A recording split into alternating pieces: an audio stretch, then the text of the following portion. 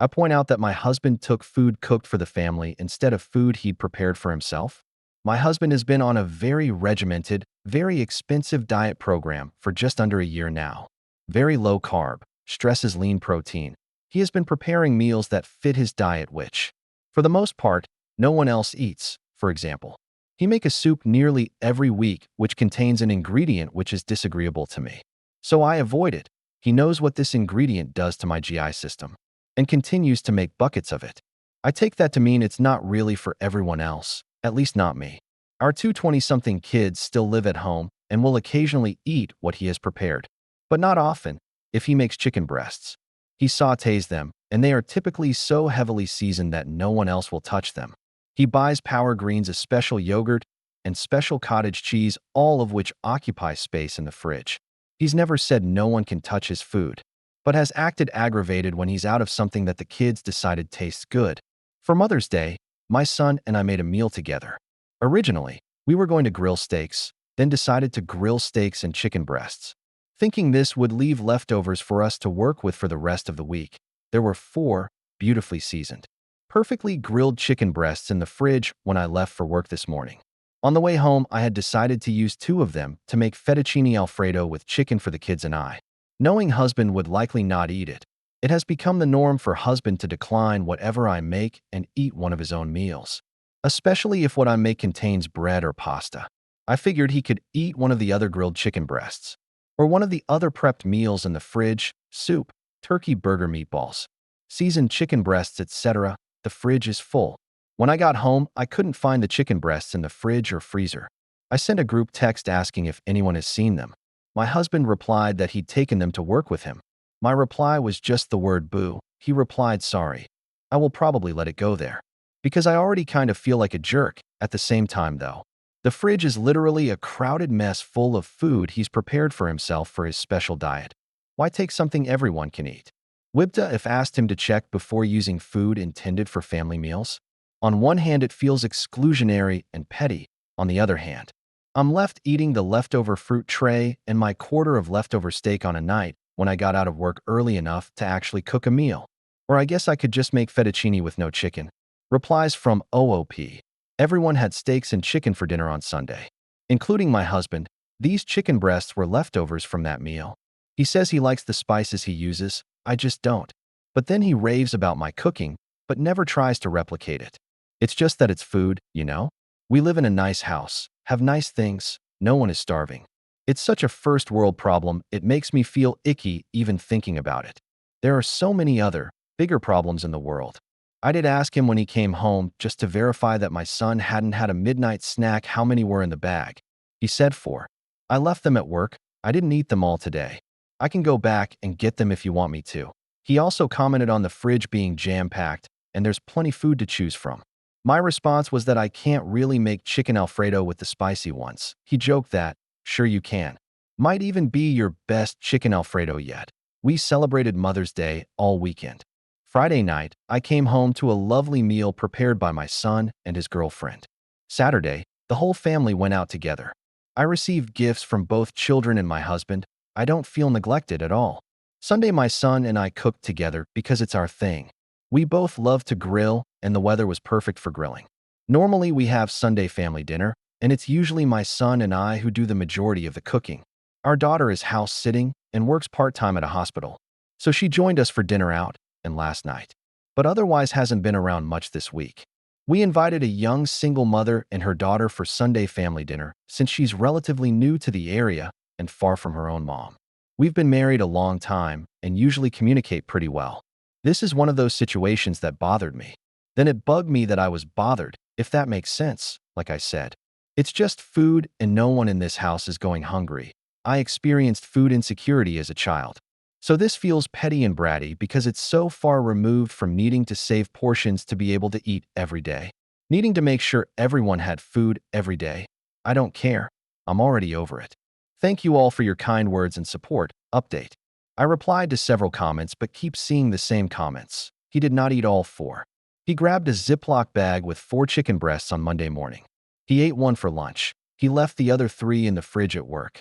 We did celebrate Mother's Day pretty much all weekend. Everyone brought me gifts, the adults, children, and my husband. The reason my son and I cooked on Mother's Day is because one, we wanted to, two, I had invited a young mom to join us because she's in our city away from all her family for the holiday, and three, we have Sunday family dinner every Sunday, and my son and I both enjoy cooking and often do it together. He offered to go get the rest last night, admittedly a half-assed offer. I will ask him to bring them home with him today. We have had lots of disagreements over the course of 35 years. I'm not afraid of him. It felt petty to me because there is other food I could prepare. I had just been looking forward to this particular dish. One Redditor got it absolutely right. He grabbed a bag of protein. It's possible that he even originally thought they were the chicken breasts he'd prepped until he got to work. I didn't ask about that. Definitely thoughtless. Maybe inconsiderate, but I don't believe it was malicious. Also, to be clear, he's never complained about the kids or I eating any of his special foods. Only acted aggravated when something was gone completely that he thought he still had more of. Much like this situation in reverse, our daughter likes his yogurt and cottage cheese. Our son will sometimes eat the protein. I did rearrange the fridge so all of his stuff is on one shelf, so it's easier for him to find. Thanks for reading and responding. Final update. He brought home 2 of the chicken breasts, then sent a text to the kids warning them not to eat them. They are for dinner, as one person wrote. If this is the worst thing going on, I've got it pretty good. You're right, I do. Thanks for all the replies and humor. Stories number 2. A friend's 27M girlfriend 23F hates me 22F after discovering our shared nickname for her. That out of context is totally awful. My friend Nate and I met about a year and a half ago when I was finishing up my degree. He was an assistant lecturer PhD student in my department and taught a guest lecture very closely related to what I was doing my dissertation in.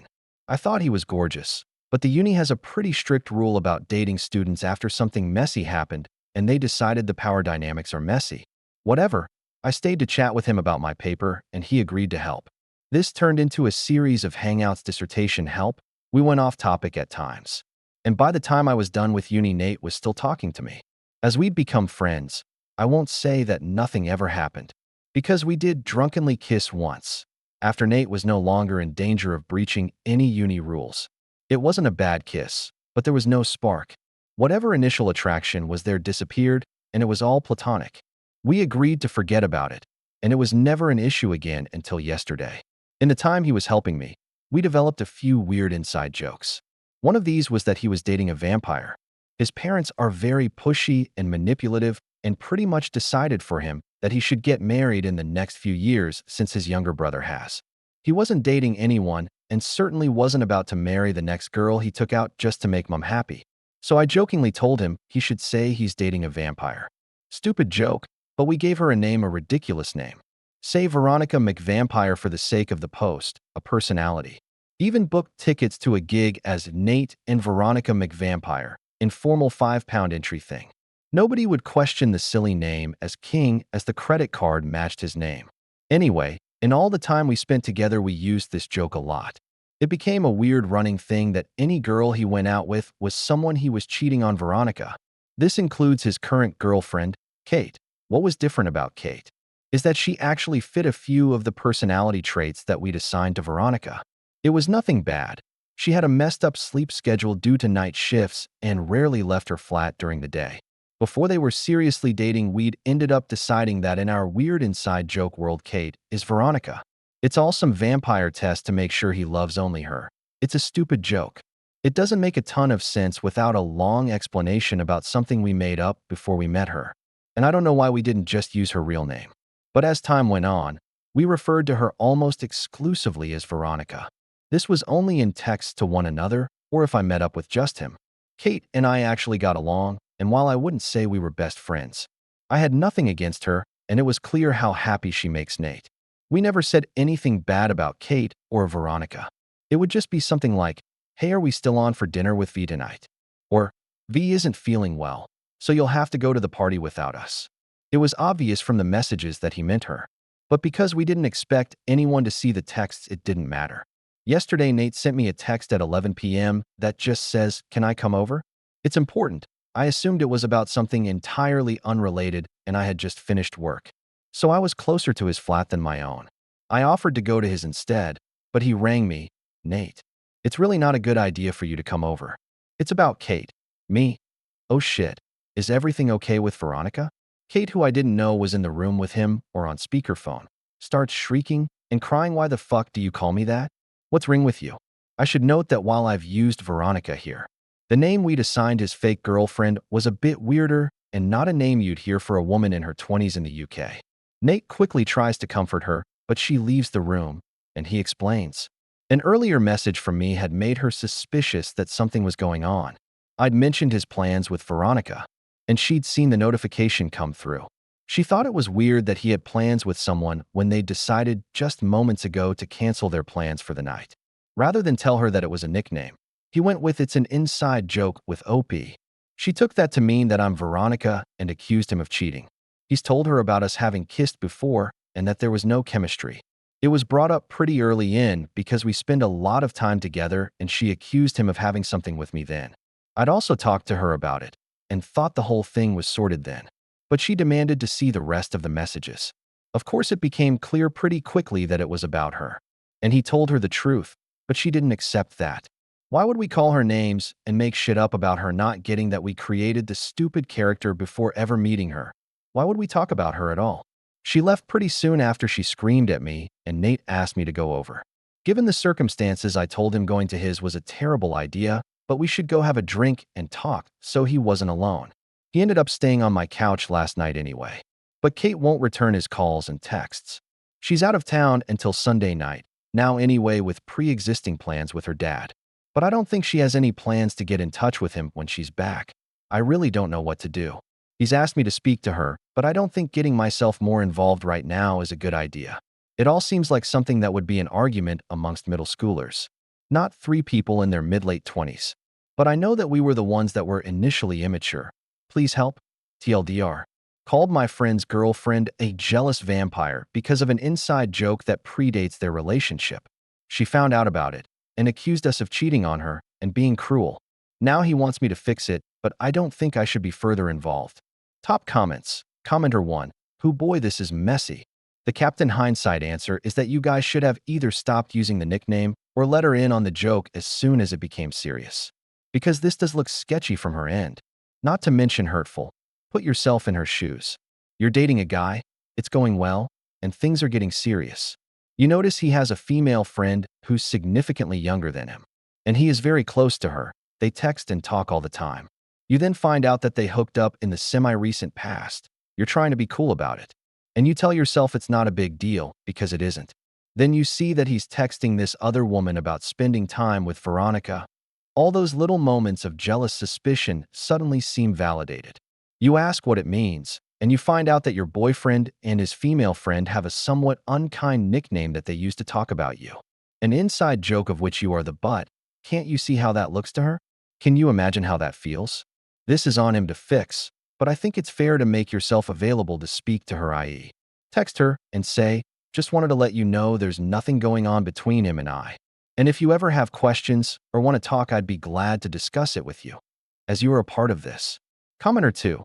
Stop judging yourself by your intentions and others by their actions. You are too close to your friend to help, and honestly, your friend is being a garbage boyfriend. The term for involving another party in assuaging guilt or problem solving is triangulation, and it is an indication of enmeshment, poor boundaries. I do think you two were cruel, and I am side-eyeing the criticism of the girlfriend here. You guys poison the well by your behavior in private. Like when two friends gossip about the third and then act 15% meaner the next time there is a group activity. You both should reflect on how you guys create a sense of exclusivity that is threatening to romantic partners. Personally, I'd apologize for my own behavior and avoid justification because it is mean, and you should apologize when you're mean to people. Update. My earlier post about calling my friend's girlfriend a jealous vampire got a lot of attention. Most of you hate me, and that's fine. I come off nasty and petty when the only thing you know about me is that I did something nasty and petty. I could write you a novel about how I saved a kitten once or whatever, but it wouldn't change anything relevant to this. That said, there have been some weird developments. There was a lot more to this whole ridiculous argument. And if only for your amusement, here's the rest. I don't really need advice on this one. Going forward, Nate will be blocked. Contacting me or Emily will result in a formal report to the university on both our parts. A lot of you asked why he slept over, mentioned that that was stupid. Why has we gone drinking at all? That's true. It was, we shouldn't have. It was late at night when this all went down and the only things open were pubs. I honestly thought a chat in a public place would look better than him running to my place for comfort or whatever. He then missed the last bus home and stayed because taxis are expensive. The apology was badly worded. I was upset and tired and trying. I know it wasn't a real apology, and I have since spoken to her and actually said the words, "I'm sorry."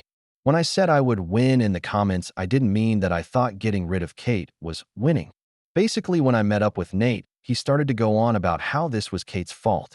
I shut him down and told him it wasn't, and he proceeded to tell me that if it came down to it, he'd always take my side. Knowing what I know now, I get why he said that. And I'm so ashamed I didn't catch on to how fucked up this all is a lot sooner. My friend sent me updates on what she said with her permission. I wasn't sent screenshots or anything. Basically just, she's been crying and she told me that there's a lot you don't know. This led to a phone call with the friend acting as a mediator. So back to the story, as mentioned in the comments of the last post. A friend got in touch and told me that Kate had reached out saying that her relationship was falling apart and it was my fault. My friend Anna was told everything Kate's been through and was shocked. There's a lot more than any of us had been told, and Anna was 99% sure I didn't know about this. She asked Kate if she honestly thought I'd be friends with Nate if I knew, and she agreed to talk to me. On the phone, I immediately apologized properly, and she blew me off. She asked if I knew Nate was obsessed with me, and I told her that we're just friends. The kiss meant nothing, blah blah. Yeah? Turns out that's not what he told her. Shortly after she asked about our past, and we were open about it. He admitted to her that the only reason we weren't together is that I'd told him I hadn't felt anything. He had wanted something with me as long as I had up to that point, but where I didn't feel anything. He genuinely thought it could continue. He didn't want to lose me, so he just avoided his feelings. That's bad enough in itself. But he also admitted to that being a pattern of the girls he's dated. They all seem to be about 5 years younger than him, apart from Kate and myself. None of them have been in his department or at any risk of breaking uni rules. But all but one of them do attend my university. He apparently likes role-playing and asking these girls to pretend to be girls he's into. Specifically myself and his ex-girlfriend from a couple years ago. Kate flat out refused after she met me, but went along with it a couple times before. Because he doesn't tell them that the girl they're pretending to be is someone that he actually knows. He got a wig and an outfit, a dress identical to one that I wear a lot, a cheer uniform for his ex for each of us, and makes them say certain stuff. I can't control what people fantasize about. But to go to this length and not tell your actual partner that they're playing your ex or your crush is a little serial killer-ish. Anyway, he's also lied about his age. When he met me, he said he'd just turned 26 a couple months ago. When he met Kate, he'd turned 26 a week ago. Probably about a day after we made plans to do something for his 27th birthday, she looked at his provisional in passing once and noticed that he uses his middle name instead of his first. Not that weird by itself, but a bit strange that he didn't tell her. When she asked about it, he just said he decided to go by his middle name in sixth form. B. Lied about his birthday. His actual birthday is the date he gave me. But he's a year older, 28. What he told her was just random and wrong. He justified it by saying he didn't want her to feel uncomfortable, then got annoyed when she told him that she was definitely uncomfortable. The age gap is almost 2 years more than she previously thought. C. Had an address from a city different to where he said he was from in our uni. She asked him when he'd lived there, and he said that it's where his parents lived. She asked why he'd said he was from a different city, and he told her it's the city in his postcode, the nearest city to where he grew up, but without giving too much away. He essentially told her that the reason his ID has a York address on it is that he lived in Leeds once, and Leeds is in Yorkshire, not those cities, but similar logic. Like it made no sense. She knew about the nickname. That wasn't what any of this was really about. She'd seen it a while ago, asked, and been told it was a name I called her. He went along with it for fun or whatever. She asked him to stop, and he told her she was overreacting. It was still a shitty name, and even now, knowing my version of events, she doesn't like that the joke didn't stop when she stuck around. But she says she probably would have found it funny if I'd told her about it before all of this. Instead, She was convinced that Nate and I were having some weird affair and distancing ourselves from her with stupid nicknames and lying about what we did when she wasn't around. She doesn't want to see Nate again. And while she forgives me for the name thing, she doesn't really want to drop everything and be best friends. That's fair. She's asked me to gather her stuff from Nate's house and meet her for a chat. She told me she won't make decisions for me, but hopes I'll reconsider my friendship after all this. To be honest, I don't feel comfortable going to his place after what I know, so Anna is going to come along. I haven't said anything to him about what I know and don't plan to until we have Kate's stuff. I don't think he'll get violent or whatever, but I can see him damaging her things as some petty revenge. And since I've learned I don't know him at all, I can't guarantee he won't react really badly. After Anna and I grab her things, we plan to contact Nate together and tell him that he needs to stay away or we'll report him to the uni. I know he's been very careful about not breaking the rules and hasn't technically done anything wrong. But since befriending students and trying for romantic relationships immediately after his restrictions seems to be a pattern, I'm sure they'd at least watch him and it would look bad professionally. I don't think there's much more to say. Like I said, I don't think Kate and I will be best friends. But if she wants to stay friends with anyone in the group, it's pretty safe to say we're all dropping Nate. Going forward, I'm going to watch what I say and assume anything said about someone without them present is going to get back to them, with or without appropriate context. I'll be better about boundaries and suspicious of anyone who isn't. TLDR. It turns out the topic of my post was a side issue, and the reason for the massive shit show that followed had to do with my creepy friend making his hookups pretend to be girls he's infatuated with. Including myself, I have apologized properly, and while I'm not fully forgiven, we're moving forward and taking the appropriate steps to avoid the guy causing more problems. Stories number 3. Aita for dumping a guy right after he opened his pants? So 2 days ago, I was on my 4th date with this guy I kinda liked, and long story short, we landed in bed. Well, then he took his pants off, and I thought, well, okay, this is not gonna work because it was too big. Since there was no way I was gonna have sex with that. I told him that right away, and first he didn't took it serious, and it was really awkward, and I just got out of there.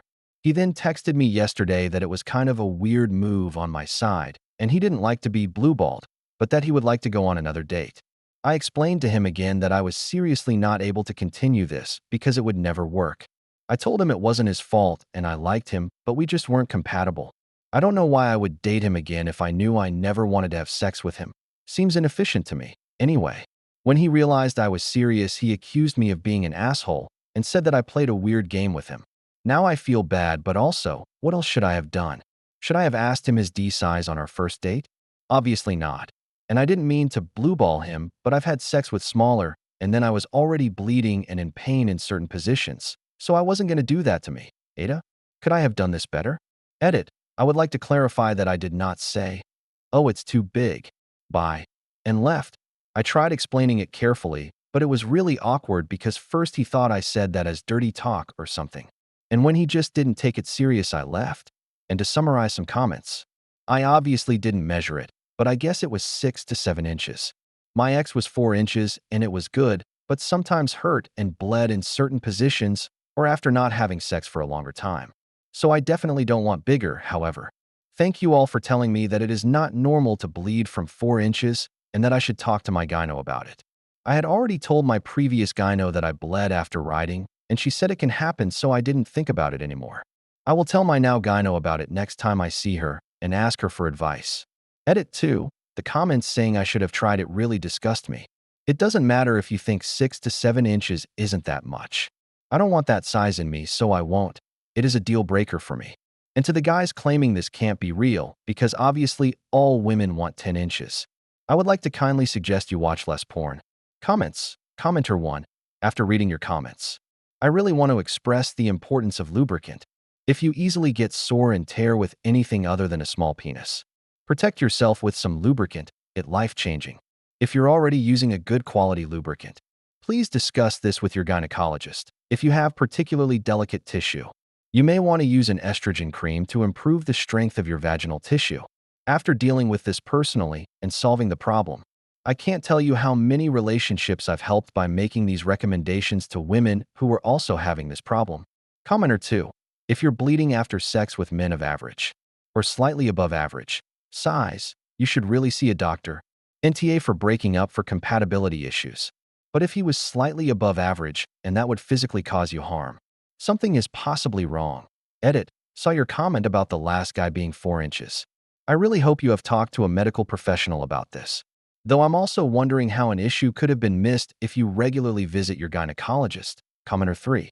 So the blue balls comment would 100% nullify any attraction I have for someone, but honestly, you'd be surprised about size if you're with someone who knows foreplay and you're attracted to. Had a lover who I was 100% sure I couldn't take and was shocked beyond belief that within a few times together I could take the entire thing without needing additional lube. However, he was aware of his size and always focused on foreplay and wouldn't even attempt PIV without his partner having at least one orgasm. Commenter 4. NTA, you have the right to refuse sex or stop sex at any point during a sexual encounter so he can get over his blue balls by taking care of himself. I wouldn't give that a second thought. And his attitude about it would make me want to see him even less. With that being said, in the future, a date question could be to ask if your date has ever found themselves in a situation with sexual incompatibility, and if yes, why. That will open the door for a discussion without bluntly asking about dick size. Stories number 4. Aita for telling my mom's boyfriend his son is not my responsibility. My 20 parents divorced when I was 16. And it was messy. I live with my mom now and her boyfriend, Mark, 43, and Mark's son, Liam, 11. I'm in my second year of college, which is its own special kind of stress with exams and projects. The dynamic is fine. Usually, Mark is okay. But he has a habit of assuming I'm a newly acquired babysitter. Liam is a good kid, but wasn't raised properly, which is another entire thing, and he's just 11. He's energetic, loud, and is very impersonal and doesn't understand the concept of personal space yet. The issue happened this past Saturday. I had a massive assignment due on Monday morning, and I was planning on spending the entire weekend at the library on campus. On Saturday morning, as I'm packing my bag, Mark comes to me to let me know he and my mom are going away and I need to keep an eye on Liam. I was immediately stressed, so I told him I can't and that I have to go to uni to focus on my uni work. He waved me off and said it's fine and I should take him along with me to campus and keep him busy on the tablet. Immediately, I was like, fuck no, I'm not taking an 11-year-old kid to my university while I need to focus on a big submission. I said no, trying to be firm, saying that I cannot be responsible for him for an entire day at my uni. And I asked if he couldn't stay at a friend's or at his grandma's or mom's. Mark's face fell and he looked genuinely annoyed. He told me it's just one day and that trying to organize stuff with other parents and family would be too much of a hassle, and that the least I could do was help out. I couldn't take it honestly, so I snapped.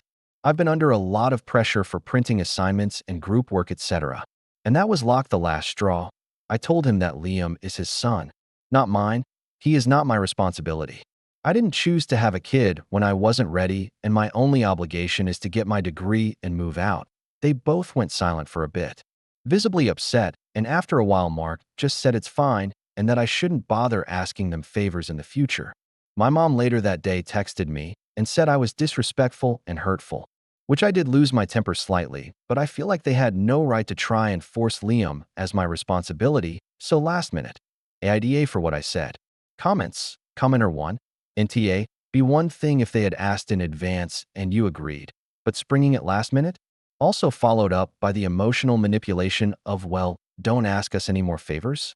Hard pass. Not your kid, not your responsibility. Don't feel bad saying no and setting boundaries. Your education has to be the priority and come first. Commenter 2. NTA, I'd text your mom. I was headed out the door to campus when he announced I was babysitting. I had specific things I needed to do, but he said I could just take Liam, who is high energy and noisy, to the campus library, so I said no. It's frustrating that Mark believes I am the on-call sitter, and whatever else I'm doing will accommodate that. If I'm going to manage graduating, I need to be able to plan around anything I do for you both. It doesn't mean I won't contribute. It does mean that I am not Liam's parent, whose care I have to schedule around. I do not think it's disrespectful to tell Mark that since it's a recurring issue and I was upset as I have school deadlines, I can contribute in various ways, just not at the last minute unless it's an emergency. Commenter 3. Mark is using you and being lazy. He had other options, and this wasn't an emergency. You did well to nip this in the bud. Commenter 4. NTA, of course. You need to say nothing else than no. And do not forget, Mark and Liam are not your family. Even by marriage to your mom yet. He is mom's boyfriend. To just presume that another adult in the home is automatically able to just take care of your child is the height of arrogance. Please remember that if they ever try to just leave Liam with you without your express consent, that is called child abandonment and is a crime. If Mark or even your mom gets pushy about it all, remind them of this fact. You only have to call the cops who can call CPS. I'd plan on moving out as soon as you can, or perhaps move in with a more sympathetic relative until you can be independent. Commenter 5. My daughter is the same age and also in college. I do not have a BF with a child. However, I'd be mad as heck if my BF expected my child to drag another child around with them the day before a big project is due. My daughter's only job, and she does not pay rent or bills, is to get through college successfully and start a career. These parents should have planned better, given more notice, and checked with the 20-year-old, because then the 20-year-old would have had time to complete all the tasks they needed to before the day they were needed. It's not the 20-year-old who exhibited disrespect.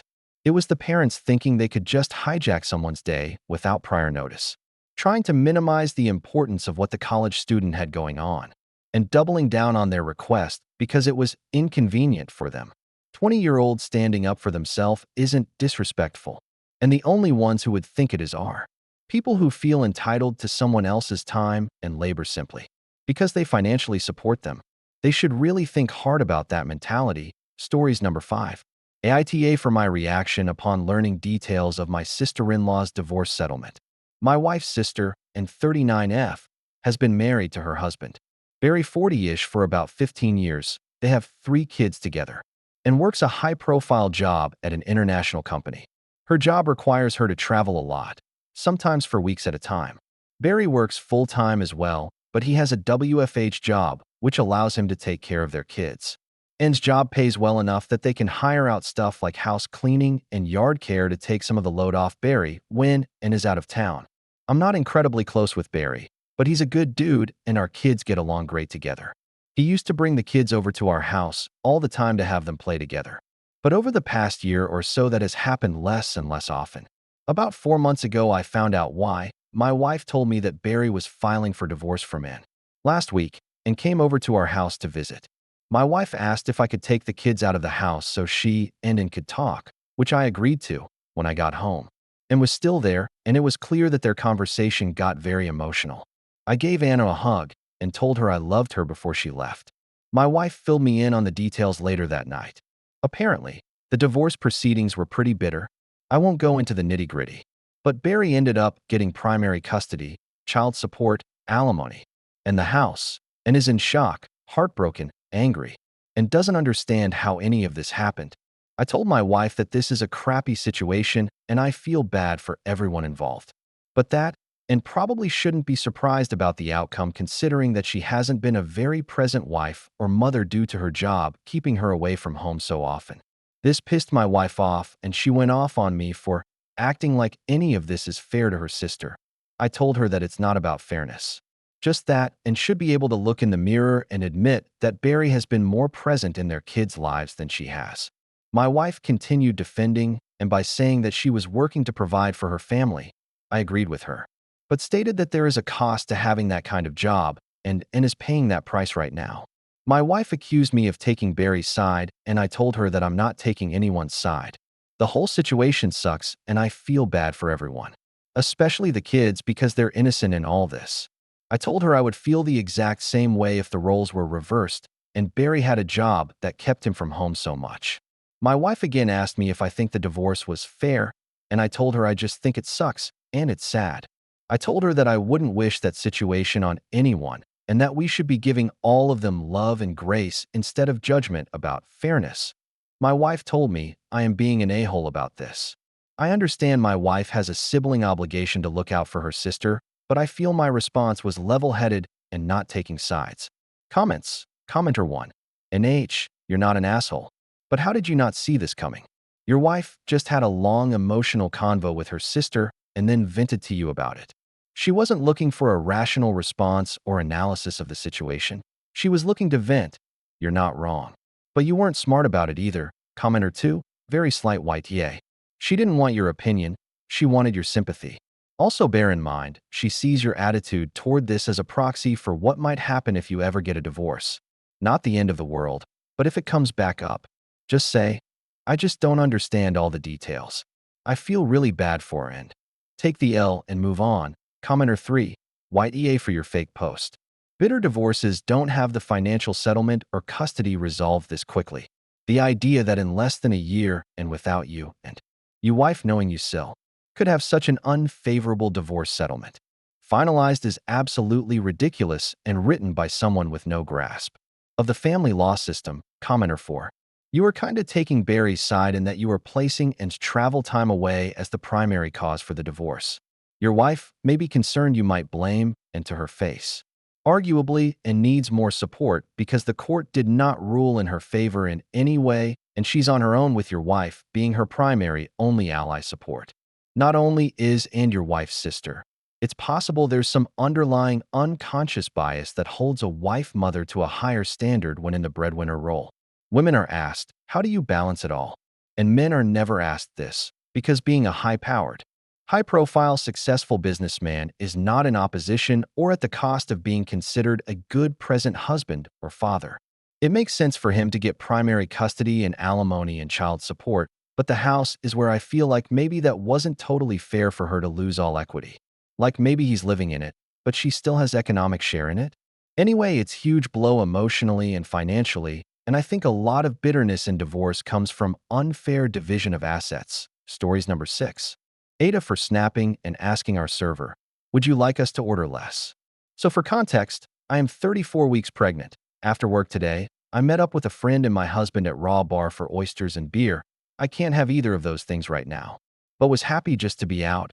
I walked in a few minutes after them, just as they were being greeted by the server. When I walked up, she looked at me and said, I see you waddling up. You can't eat here.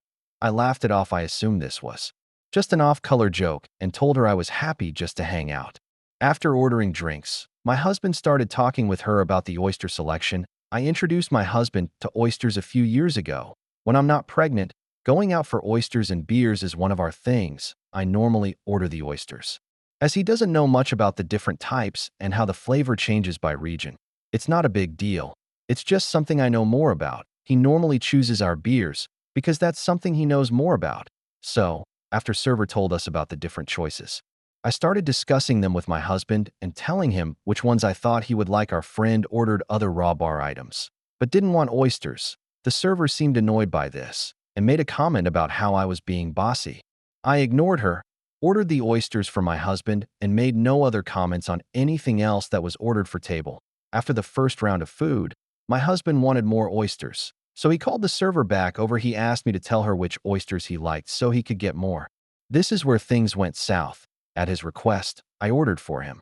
The server, looking very annoyed, said that I was pushing him around, and then said, I hope you come back when you're not pregnant so I can get to know the real you. I snapped. I asked pointedly, would you like us to order less? She got quiet, walked away, and a new server helped us for the rest of our night. Now I do think she was out of line, but pregnancy hormones are real, and I worry I should have just seen this as harmless clowning and not snapped at her. Our friend says I was in the right. My husband says it wasn't worth engaging in. So Reddit, Aita? Comments. Commenter 1. NTA. What she said was impolite and unprofessional. She should have just done her job instead of making unwanted comments. Commenter 2. She looked at me and said, I see you waddling up. You can't eat here. She was already out of line right there, and making comments about you being bossy or pushing your husband around was completely out of line. I've never heard a single server making such a comment to anyone. It warrants calling the manager over. You are totally inte. Reply. It did seem pretty wild. I felt like at first maybe she was just trying to be funny, but something about her last comment just hit me hard. Commenter 3. In EA, I own a restaurant. I would fire her. Commenting on someone's pregnancy at all risks liability exposure.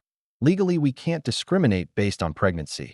Even if you are about to pop, if you order oysters and a beer, that server has to serve you just as she would anyone else. She doesn't know you're pregnant, and it is illegal for her to ask. Commenter 4. You came in after your husband? To me, it reads like she was trying to make a play for him, and she was extremely rude and inconvenienced by your presence. first commenting on your walk, and then trying to say not once, but twice that you're overbearing. Commenter 5. Sounds like she figured your hubby was single and your arrival was the fly in the ointment of her plan to flirt it up with your husband. Reply. I wondered if maybe she thought my husband and my friend were the couple, because I walked in after them? But either way, it felt weird. Stories number 7. My 25F husband's 26 and best friend 26 ghosted him while saying final goodbyes as Hurricane Melissa neared while we were in Jamaica. Now he's grieving. What can I do for him? It was a disaster. We went for our honeymoon and to visit family. We couldn't get a flight out soon enough or transportation and had to stay through the storm. It's haunted me every night since. I can't stop thinking about how it felt to watch the news tell us we need to get our affairs in order, or how it felt to hear the roof ripping away in chunks and the trees get undressed and tossed aside in the wind as it beat against our doors. We were so fortunate to survive. As it got closer, we called our friends to say our goodbyes. Added. No, it wasn't a ridiculous call. We called them to say we love them and we will lose connection soon. It was goodbye to us. We did arrange for our mother to have all of our belongings and donate them after we pass. We just wanted to hear the voices of our friends again, while my friends, who are by extension his friends too, they love him, all answered and did their best to help us and were optimistic and loving to both of us. His friends were not so much. His best friend in particular took the opportunity to tell my husband it was his fault, it was my fault we were there, and to get real and check the weather next time. Added. He didn't answer the call. This was over text. We knew the season. We knew the risk. It was not Cat 5 hurricane risk. There's no need for rewriting history. Storms so powerful aren't so usual this late. But we bought travel insurance. We tried to leave. Everything that could go wrong did, and we were so lucky to survive. We left with a phone full of new contacts and a suitcase with nothing but our cheap souvenirs, the clothes we were going to wear to the airport. Everything else went rightfully to the staff who stayed to take care of us. I won't and don't feel like we should defend our choice to go. It gave us the chance to help a lot of people and to be seriously humbled. However, since that night, my husband continues to grieve his friendship. I can't imagine how he feels, but I do know that he cries late into the night. He stopped playing games like he used to because he played with them. I just want to help him, but I don't want to get in the way. Any husbands, boyfriends, clever partners of any arrangement have any advice? I lost my friends when we dated because I changed my lifestyle completely and don't regret it. That was my choice, and it still stung. I can't imagine how this feels remotely. He's my best friend, and he's an amazing man. He deserves the whole stinking world. What do you think you'd do? What would you like done for you? Update. We are playing Resident Evil 5 now over a bowl of his favorite soup. I want to thank all of you for your replies and any comments that come. I am preemptively grateful. Please don't waste time talking about the hurricane. What wasn't the point? Though it seems to be evidence that there are many people like my husband's friend roaming the internet. Good luck to you. How horribly awful it is to have to default on disgust and anger. Thank you all, and I mean all, for your comments. I'm going to continue to watch for any other advice as it comes. I'm grateful for it all, even if I kind of suck sometimes. I apologize for that. Don't hesitate to call it out.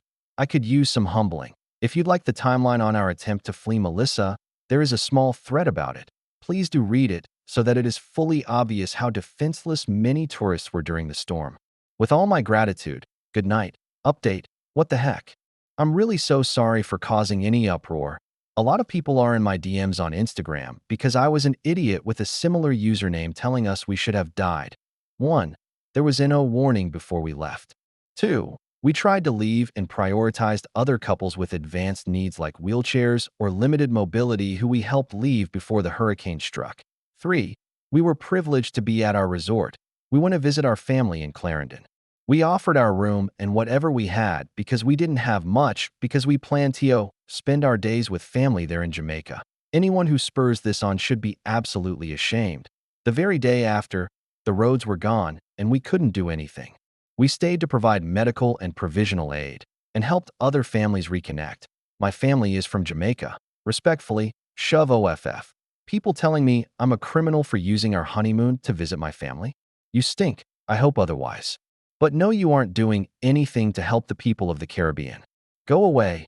You stink and you are awful. I changed my handles. You are mean people. I hope you're embarrassed. You should be. You've proven how freaking ugly and untrustworthy people can be. Leave me alone. Everyone else. Thank you. Constructive criticism is so valuable. I have so much to do better and have a huge learning opportunity in so many ways. I can't wait to play with some of you. I know DMs are not typical here, but we are happily collecting friends on Steam. Thank you so much. Comments, commenter 1. I'm not sure there's much you can do besides be there for him and be supportive while he grieves the loss of a friendship. I can't imagine being friends with someone for years just to have them be so uncaring and cold. Just be supportive, and when he's ready to find better friends, be supportive of that. Commenter 2. I'm not defending the friend because that dude seriously sucks, but some very emotionally stunted people lash out to avoid feeling grief. Maybe it will be a comfort for OP's husband to know that his friend cares more than his shriveled little heart can handle. Reply. He just kinda is mean. Honestly, he's a mean guy who is sometimes funny. No one was surprised by what he said. He mocked our miscarriage too. Full disclosure. I don't want anyone to validate his bad behavior. His response was cruel and mean and is well within his character. I really just want to take care of my husband. I am so very sorry. This was a personal qualm. I didn't intend to add it to the mix. My husband is not aware of this. I apologize for adding this into the conversation, but I am so grateful for all of the defenses and kind words. It's been so incredibly validating. Thank you all so much. Commenter 3. You probably could both benefit from talking to a therapist. PTSD is a thing and it can help a great deal. Reply. That's very real and kind. All of our extra money will be going to his therapy. Unfortunately, there's no way we could both afford any care. But again, I'm still just grateful he's alive. Maybe one day. Commenter 4. I know you want to be angry at that friend, but it could be that he lashed out because he was upset or felt helpless. People deal with grief in really weird ways. I might talk to him on the side and see what that friend says.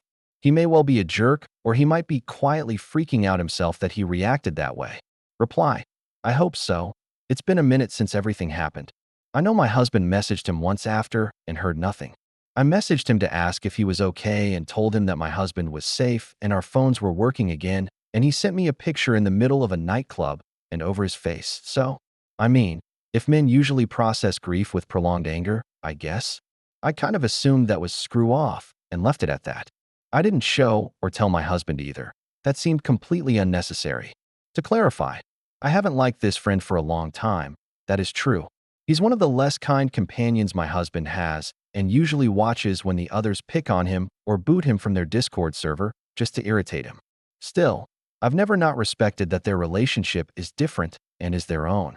It's just really painful to watch. Commenter 5. I had the same fate in Hurricane Harvey. I tried to evacuate, but the rain started sooner than projected, and I was flooded in by 12:30 p.m. No less than 5 times that night, I came so close to death, it was life-changing. Instead of a hotel, it was my home. I lost everything, literally. I escaped with my kids, my life, and CPTSD. You need to both get in with a therapist that specializes in EMDR and trauma processing. I wish I would have done it sooner than I did. We're what? 8 years on, and my brain still loses it when it rains. I've been in weekly therapy for almost 18 months straight, and it's work. My trauma was coupled with some shit from childhood, so that's been fun, but I'm making progress, and I'm proud of how far I've come. Nobody can ever understand what that feels like. I do, and you aren't alone. It was real, and it was fucking scary, and you're so blessed to be alive. So make sure you make the most of what you did get to keep. Your life, relationship, friendships, and know that now. You can literally survive just about anything. You're a badass. I'm proud of you. And I know so very well how fucking scary that is. It does get better if you work on it. I promise. Edit to add. My friends were all trying to organize boats to get to me. And one saw my updates when we finally made it to higher ground and came and got us and brought us to his home at 4 a.m. Some friends could only offer words of love and support. Even my historically shittier friends showed up. This man was cruel and fucked up, and your man needs to know this was not his fault or yours. Get to someone who can help unpack it. I'll recommend the Theratapper. But don't just get one and go ham. Find someone who knows what's up to help you. Mine has pulled me out of so many panic attacks using simple vibration. Neither of you have to go through this blind or alone. Reply. Respectfully, your experience is a million billion times worse. You're an incredible person, and I'm so grateful and glad to see you alive and witnessing. I'll pin all of your advice and keep it close. Thank you so much for sharing and being so vulnerable. You are badass. You are amazing. I hope I can be half the person you have to have made it through that and come here to be compassionate to us. Stories number 8. I am 21 caught my girlfriend F22 in a lie where she tried to frame my little sister F11 in trouble. To get to the point, my little sister lives with me since about 4 months ago because my mom's house is not a good place for children. Long story for another subreddit. So my sister has been good so far, way better grades in school. She's happier and has a new interest in sports and normal kid things. So we are kind of a happy bunch except for one thing. My girlfriend is not thrilled that my little sister lives with us. It has made her extremely resentful towards my mom for being such a whatever she is, and my mom deserves it. But I spoke to my girlfriend about not letting my sister know how she feels so she doesn't feel unwanted. But this has not been the case, I found out. My sister has chores that she has to do, and she has additional chores that she does that earn her money for extra things like going to movies or for yogurt with her friends. Nothing big, no child labor laws are being violated or anything. But from the beginning, my sister has missed on doing some of her basic chores, cleaning her room, her bathroom, making her bed, vacuuming, and some kitchen stuff. My girlfriend was constantly doing it to pick up the slack and letting me know about it. I kept my sister home from some things she wanted to do with her friends and was even more mad that she would lie and deny she didn't clean her bathroom, for example. I came home several times to find my sister outside playing with friends only to walk inside and find my girlfriend making her bed or cleaning her bathroom. My sister flat out started accusing my girlfriend of lying, but not to her face, just privately to me. Then on Saturday, I came home after grocery shopping. I asked my sister to put away all the groceries in their right place. I had to run back to the store. I went in the backyard to grab some tools out of my shed that I needed to return to my friend on my way to the store. While I was on the phone with my friend from my backyard, I could see my sister put away all the groceries. Then she got picked up by her friend's mom for a birthday party. I was in the backyard longer than expected and saw my girlfriend walk in the kitchen after my sister left and literally pull out all of the groceries from fridge, cupboards, and everywhere else and stuff it back in the bags. I wasn't sure what was going on. I was so in denial, I guess, that I didn't immediately figure it out. I actually went out the side gate and drove to my friend's. I was at his house. My girlfriend calls me and tells me that my sister left to the birthday party and left all the groceries out everywhere in the kitchen. I don't know why, but I was so distracted that day that I didn't figure it out until I got the call. I have no excuse for that other than I had a lot on my mind last week. I briefly told my friend M50S about this. He was like, "You have to break up with this girl, Matt." I really am in love with my girlfriend, but this is kind of big because it makes my sister's past claims suddenly seem true. To conclude here, I came home and my girlfriend was putting all the groceries away that my sister had purposely neglected to do. I was so shocked that I watched her finish the chore without saying a word as she went off about me not being able to parent properly and imply my sister needs a different place to stay. I confronted her after she was done, but I can't even remember the reason she gave me. I was dizzy from just pure disbelief. I know that groceries is not that big a deal, but my head was just spinning as my girlfriend cried and told me she was just trying to prove her otherwise valid point. I asked her to leave for a few days, but now I'm feeling guilty and confused what the right thing to do is. She has been calling me, and I don't want to drag this one forever without a decision for everybody's sake, but I have zero idea what to do.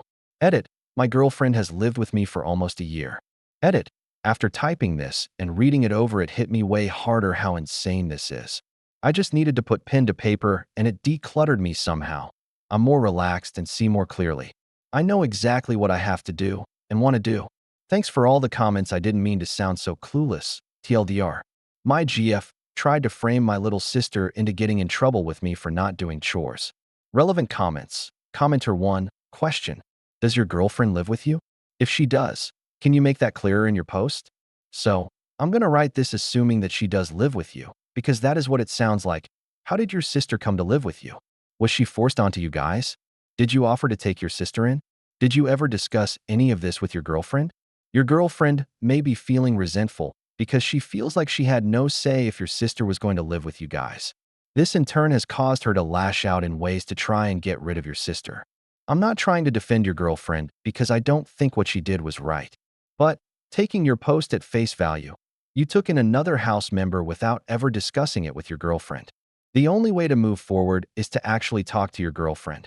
Maybe she has other concerns about your sister living with you guys. Can you guys afford having a dependent? These are all things that you guys need to talk about. You also need to confront her for the lying. She may not enjoy having your sister around, but that gives her no right to try and frame your sister for not doing her chores. Reply: okay, yes, she lives with me. I'll change this on the post. Little background. My mom is a meth addict. My dad died 6 years ago. My mom has turned her house into a party house. I enlisted but got hurt and discharged 7 months in. I came home to find my sister living in a very bad place, and she was completely miserable. She asked to go live with me. I bribed my mom into letting me have legal custody of my sister, which was not cheap or as simple as I thought it would be. But that's done, and undoing that is not an option. My girlfriend does not work, and yes, I can afford to support both of them. Commenter 2. You probably shouldn't live with anyone while raising your sister, considering you are so young yourself. Your age makes for an already awkward, difficult time, and adding another person into the mix that you are not in a long-term relationship or marriage with is a bad idea. You didn't mention the length of your relationship, but I am assuming you haven't been together that long. Reply: we were together just barely over a year, but I completely agree with you. I will not get a girlfriend again, maybe just casual dating, but I can't bring another person home ever again till my sister is gone in college, hopefully. Commenter 3. She is trying to make you choose her over your sister. She is nuts, and you are far too young for settle for someone so backwards. She has issues. Reply: this is almost word for word what my friend said. Commenter 4. Your girlfriend is gaslighting you and your sister. She's jealous and attacking an 11 years old girl. Kick her to the curb. Commenter 5. Dump girlfriend. Take parenting class. Congratulate yourself on being a wonderful brother. Take sister out for ice cream and tell her you love her. Update. I am 21 caught. My GFF 22 in a lie that would have gotten my little sister F11 in big trouble.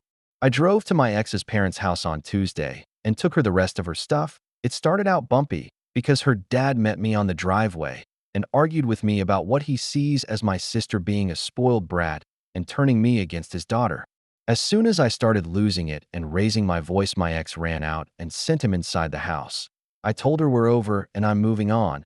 She made some empty threats, but I just told her to do what she has to do and walked away. That night I took the suggestion repeated here to take my sister for ice cream and apologize. She chose Frugos instead as usual, so we went there and I explained how sorry I was and that I will be better. I told her that I totally believed her. She was happy to hear everything I had to say. It makes a huge difference to a child when you give a sincere apology, I could tell. She even texted a couple of her friends to gloat that my ex was gone. Okay, now the hard part. On Wednesday, I took her to the park to kick the soccer ball around and to have an overdue talk with her. I asked her about my ex, and she told me that she was mistreated by her more than I knew about. She had a lot to say about her time at mom's house during the time when I was away. I didn't know how hard it was for her when I enlisted and left. That was hard to hear. It was kind of a move to get myself out of a situation with zero thought to leaving her behind. The short version is that we have all failed her badly. She didn't say it, but just everything she has to say about how things have gone down around her made it clear. When I was first discharged, I got good job working for the city, but I was drinking every weekend, and my house was the hangout spot for my friends, and that's how I met my ex. I was even drinking on a lot of weeknights. I didn't immediately take my sister with me, even though I knew about how my mom was living. My wake-up call was when my sister called me because the cops were there looking for mom to question her and her boyfriend. That was when I finally cleaned up, rented a house close to my sister's school, and brought her to live with me. She doesn't remember that I waited so long to bring her with me. She remembers it as if I acted quickly, which is totally false and makes me look way better than I was. It was really shocking and brutal to hear things from her perspective. She has been through more than I can have imagined. She is a very strong person, so definitely no more girlfriends for me for a long time.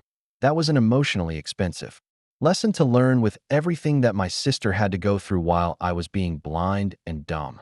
I'm going to wait and literally become a monk until she is in college. She gets so many straight A's with some B's here and there. She has a bright future. Edit. I'm sure I'll date someday again. Right now I'm not ready. Not even close. I might be a few months away from changing my mind, but a couple of years is more likely. TLDR, my girlfriend was mean and awful to my sister. I broke up with her. She's gone forever. My sister and I are closer, and I'll be better. Relevant comments. Commenter 1. See about getting a good counselor for your sister to help her vent about your mom. She's going to internalize that as abandonment, and it can really mess up a person once they hit adolescence. You want to avoid that. As a formerly single mom, dating is fine as long as you're smart about it. Make certain your sister has activities, band, swimming, Girl Scouts, etc. Those are your date nights. She has a sleepover at a friend's house, encourage them. You have one at your house with your girlfriend. Don't introduce anyone until you have been dating them for over 6 months and it's getting serious. As in really serious. I can see myself getting married and having kids. Serious. Summer camps are great for opening up weeks at a time to get to know someone. Having a cousin who she can visit for a week over spring-fall break can help too. You're doing a good job. Reply. I got help with finding a counselor that is really good for her. She has tons of abandonment issues starting from my dad, to mom, to me going off when I enlisted. Literally everybody she loves walked out on her at one point or another. Commenter 2. Don't beat yourself up. You could be still getting wasted every day and not giving a fuck about your little sister. You're doing the best you can, and it's seriously much more than many other people would do. Dwelling on past mistakes won't help you and your sister for the future. You've done well by getting rid of the psycho. Now move on. Have you thought about therapy for you both? Reply. My sister is going to start seeing a child development counselor next week. She is married to my sister's math teacher's cousin. She agreed to help and see my sister pro bono until I change her medical insurance to a plan that her practice accepts. I'm not planning on seeing anybody myself for now. Maybe later once things settle. I'm not sure I have time right now. Commenter 3. I'm so proud of you for handling this so well. And of your little sister, I strongly urge you to find your sister a therapist, private, subsidized, maybe something connected to her school or a support group, so she'll be able to talk to a professional about all this. Also, encourage her to talk to you about this. I also recommend you Google Toxic Parents PDF. It's a great book. Available online for free, and it might help you a lot to understand yourself and your sister and to help yourself and her. Also, I'd suggest you Google No More Mr. Nice Guy PDF, another great book available online for free. Get a free consultation with a lawyer to determine what steps you must undertake to save your little sister from her mother or being put in a foster home. Best wishes. Reply. Thanks, I'll look up those books. But I did get a lawyer. I had to so that I could become her legal guardian. Court papers had to be filed. There were 3 court hearings, and then my mom had to sign off. It was a huge process, where an investigator even came to my house to inspect it and interview me. The court appointed an attorney to represent my sister. A lot had to be done. I bribed my mom, so I make her car payment still so she would sign off. This was my attorney's idea. Otherwise, I would have to rat on my mom for drug use to CPS, and my sister would have gone to a foster home temporarily before I could get her. Then my mom could fake a recovery and take her back. It would have been too much back and forth for my sister. So even though I'm still paying legal fees to my attorney and had to pay some court fees too, I keep a friendly relationship with my mom and give her money sometimes to keep her happy.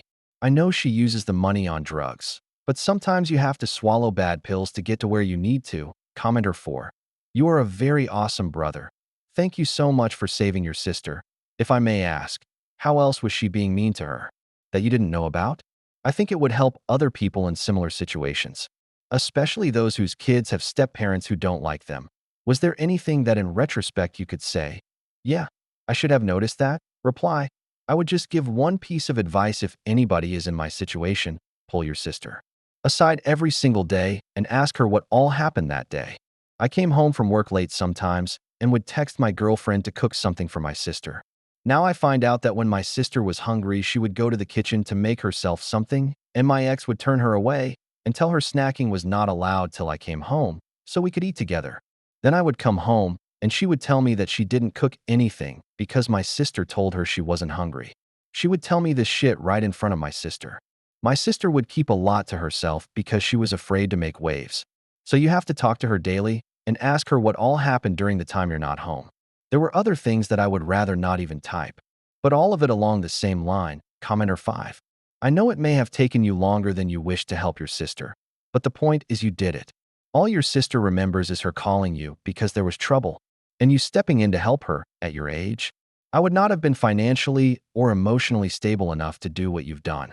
I think you're an amazing person with a good head on your shoulders who obviously loves your sister very much. I'm happy to hear about your update. I'm amazed her father reacted that way because if I did what your ex did, my father would have lost all respect for me. Who knows what she's told him, though? Good luck, and I wish you the best. Reply. Well, to be honest, I was not ready at all financially.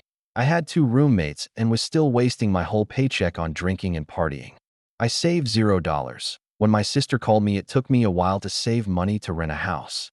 Then I didn't have the money for the legal fees of becoming her legal guardian, so I had to finance a lot. I had a good job, and still I was a total mess financially when she asked me to take her with me. So overnight, I had to go from wasting every dollar I made to total detailed budgeting. I never knew how to do that. OOP replied to a deleted comment. There are a couple of teachers that have stepped up big already. So I have that base covered as far as girl growing up issues. Commenter 6, hey OP, I know you didn't really want to broach it in either post, but I'm just curious, do you have custody of your sister? Are you now her legal guardian? You're doing a fucking awesome thing, and being an incredible brother. I would just hate to see your mom have a change of heart and decide she wants her daughter back and you not having many legal options to stop it. I'm not versed in that kind of law or anything. But you hear horror stories about how easy it is for abusive parents to get their kids back sometimes, and I would have for both you and your sister's sakes for it to end up like that. Reply. Yeah, I just commented somewhere here about the process and the court hearings, and even bribing my mom to sign off on it. But I am her legal guardian. A lot led up to this. And a lot has happened, but I would have to type 10 pages to tell it all, so I left out a lot. Commenter 7. Maybe I've watched too many TV dramas. But what do you mean by bribing your mom to sign over custody? Couldn't she just say she was bribed and create a legal mess if she ever decided to take your sister back?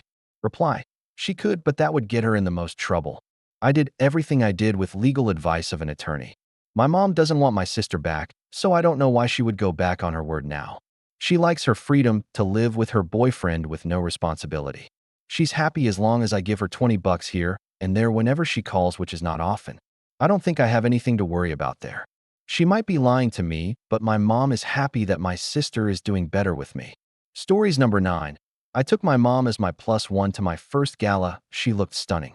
Had the time of her life, but I think something went wrong. So I 19M recently got invited to my first gala, a fancy one too. I could bring one guest. At first, I wasn't sure who to ask, but my first thought was my mom, 46F.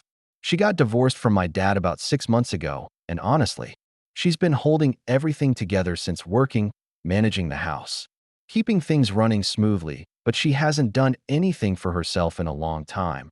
My mom's always been this elegant, classy woman, but lately she's been quieter, almost like she's forgotten how to slow down and enjoy things. So, I asked her to come with me as my +1. I half expected her to say no since I asked her just 2 days before the gala. And it was in the middle of the week. She's usually super busy, but she surprised me with a straight yes. She looked genuinely happy when I asked. It was like I gave her something she didn't even realize she needed. Fast forward to gala day, when we arrived. It was pretty grand, and some photographers even asked us to pose, and I could tell she felt special again. I introduced her to some people I'd worked with during my summer internship, and they said some really nice things about me that helped me relax, and I could finally breathe. Later, I noticed a guy kind of flirting with her. I know who is that man, but he doesn't know me. What I heard about him is shady things, so I just smiled and walked away. I thought my mom is enjoying the attention. She deserves it after everything she's been through. But then their chat went on for like 20 minutes, and I noticed him getting kind of handsy. It felt off, but stayed back. They even moved to take some photos together. And since she's in our consultancy, I figured maybe it was networking. She came back about half an hour later, and everything seemed fine. She looked happy, but there was something different. I couldn't put my finger on it. Then yesterday, I saw the gala organizers' Instagram post. They tagged a bunch of people, me included, but in another post, there was a photo of my mom and that guy, both tagged. And now I just noticed my mom followed him on Instagram. The thing is, I've heard he's a total womanizer and not the kind of person who treats people right. I don't want to interfere in her personal life. She's single. She's an adult. She can do what she wants, but I can't shake this uneasy feeling. I don't know if I should say something, or if I should just stay quiet and let her live her life. Comments. Commenter 1. I'd definitely tell her what you know in a non-confrontational way, but more, hey, he's got a bit of a rep, so have fun, but keep your eyes open. So she's not unaware, but the ball is in her court. Commenter 2. Just tell her what you heard and let the adult woman decide for herself. The thing is, a lot of people are looking for a rebound simple dating after the hard divorce and heartbreak. And some feel guilty for it because the rebound usually ends fast. And they don't want to hurt someone who is looking for a serious relationship. And they are not ready for a serious relationship themselves. So, if your mom is one of these people, a cute, charming womanizer could be a great option to ease the hurt of her divorce and not feel guilty for it. Reply. So it will be okay for her? She doesn't get hurt like last time? Commenter 3. Give her a heads up, but to be honest, she might want to use him as a rebound. Something fun and flirty and not serious at all to get the spark back. It's devastating to be dumped by someone you thought you would spend the rest of your life with, especially with society telling women that they have no value after a certain age. Maybe this is what she needs to show her that your dad is a bit of an idiot for letting her go and she is desirable after all. Commenter 4. I can feel how much you love and protect your mom. What you gave her, just a night where she could feel seen, beautiful, and alive again, is priceless. It's scary to see someone you care about possibly heading into harm. But your love and respect for her autonomy already show how deeply you care. Sometimes just being there, ready to support her without judgment, is the strongest thing you can do. Stories number 10. Why do so many men think that doing yard work absolves them from household work? I just had this big discussion in another thread, where some men use the argument that more men take out the trash and mow the lawn than women. So they are not expected to know feminine skills, like cooking and cleaning, as much as women, because women don't know masculine skills as much as men. To me, this argument is utterly nonsensical. For one, because taking out trash is barely even a task. It takes 1 minute to tie up a little bag and bring it to a big container, especially if someone else already cleaned and nicely gathered all the garbage for you in said bag. Men spend an average of 2 hours a week on yard work in the US, while women spend almost 3 hours per day on housework. And this is my opinion that was highly controversial. I think mowing your lawn is a hobby, not an essential skill. Cooking and cleaning are essential skills for survival. You need nutrition and hygiene for well-being and health.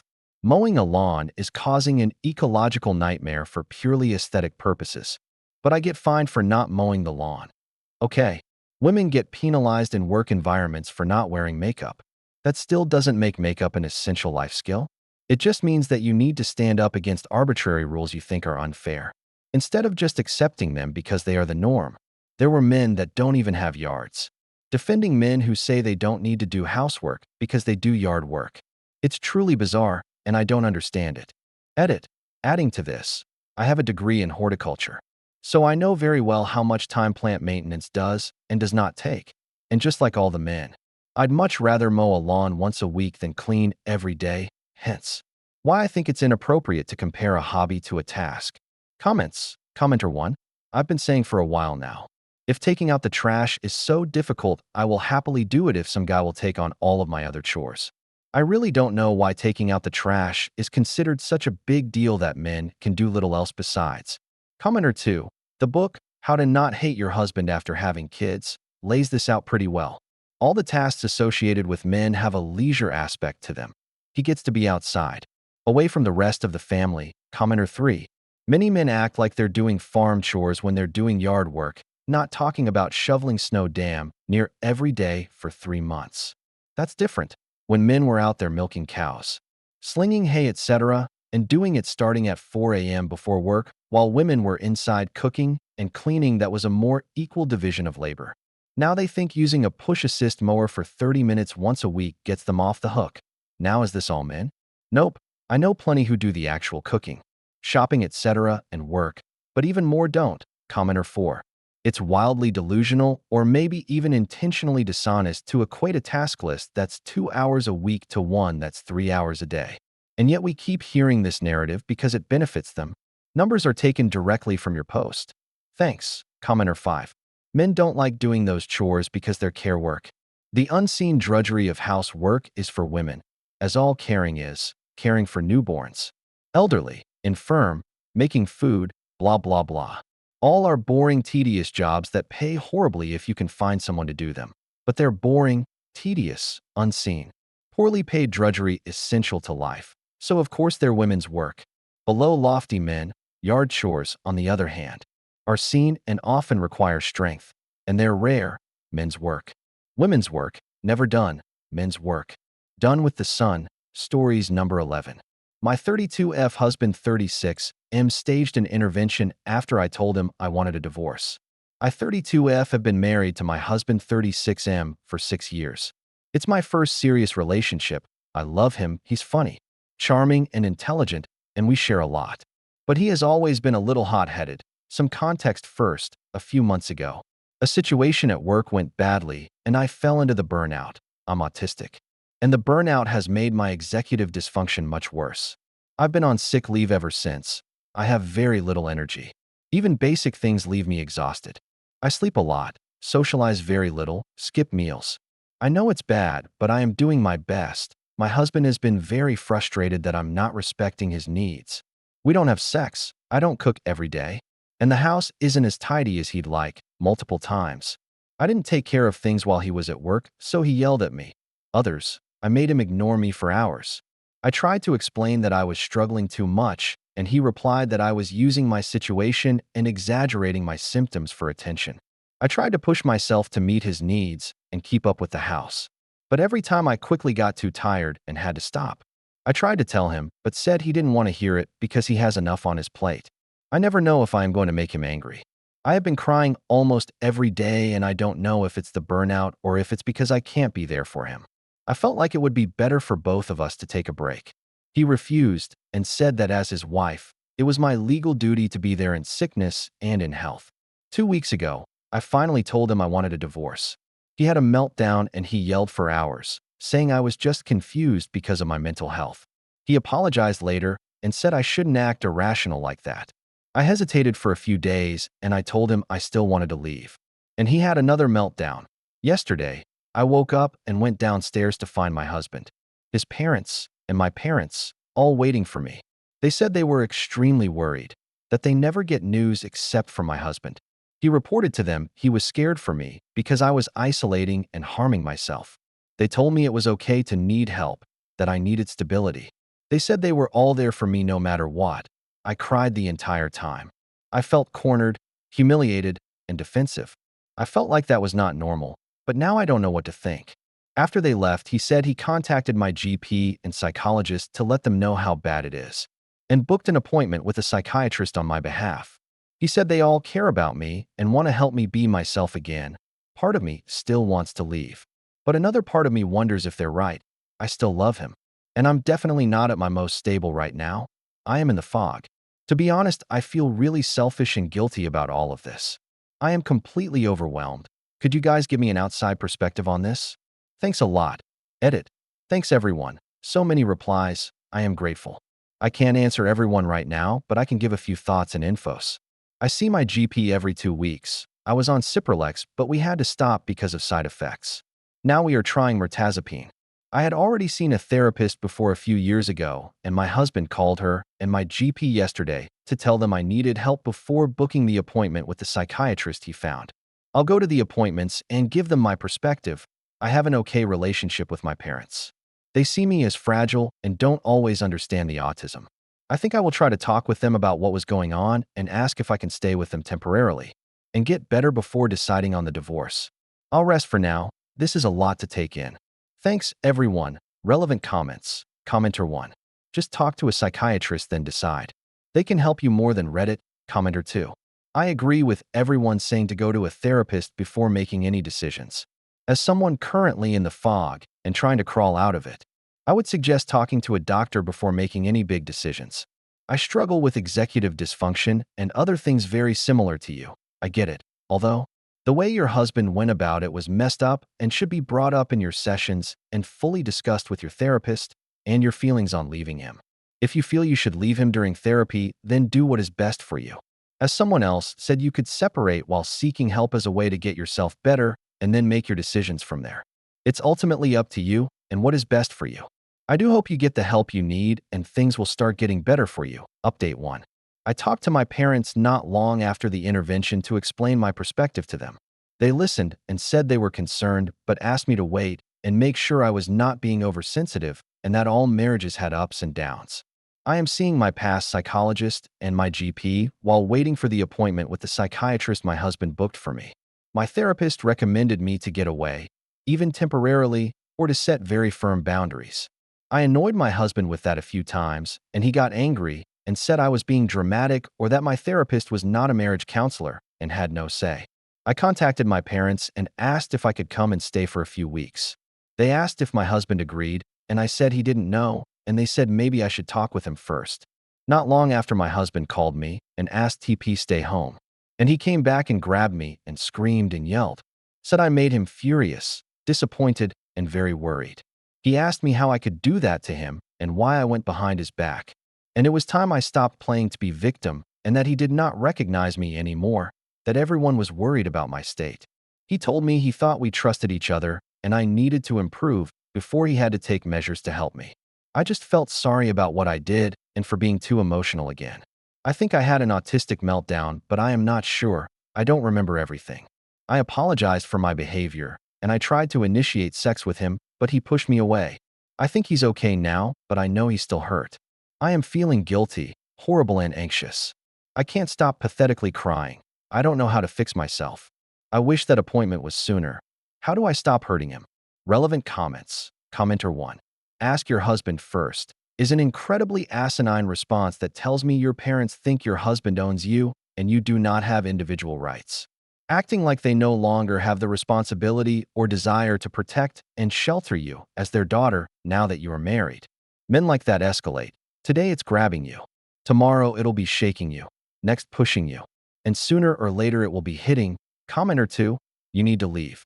You need to absolutely leave. He is escalating. And shame on your parents, but you absolutely need to tell them he grabbed you and screamed at you and how it scared you. Please, please leave. Update 2. He got better. He sincerely apologized and I tried to fix my state the best I could. We agreed some ground rules and minimum things I should do every day to keep intimacy alive. We agreed I could keep seeing my therapist, but I have to focus only on my issues. But it's hard because she keeps bringing my husband up.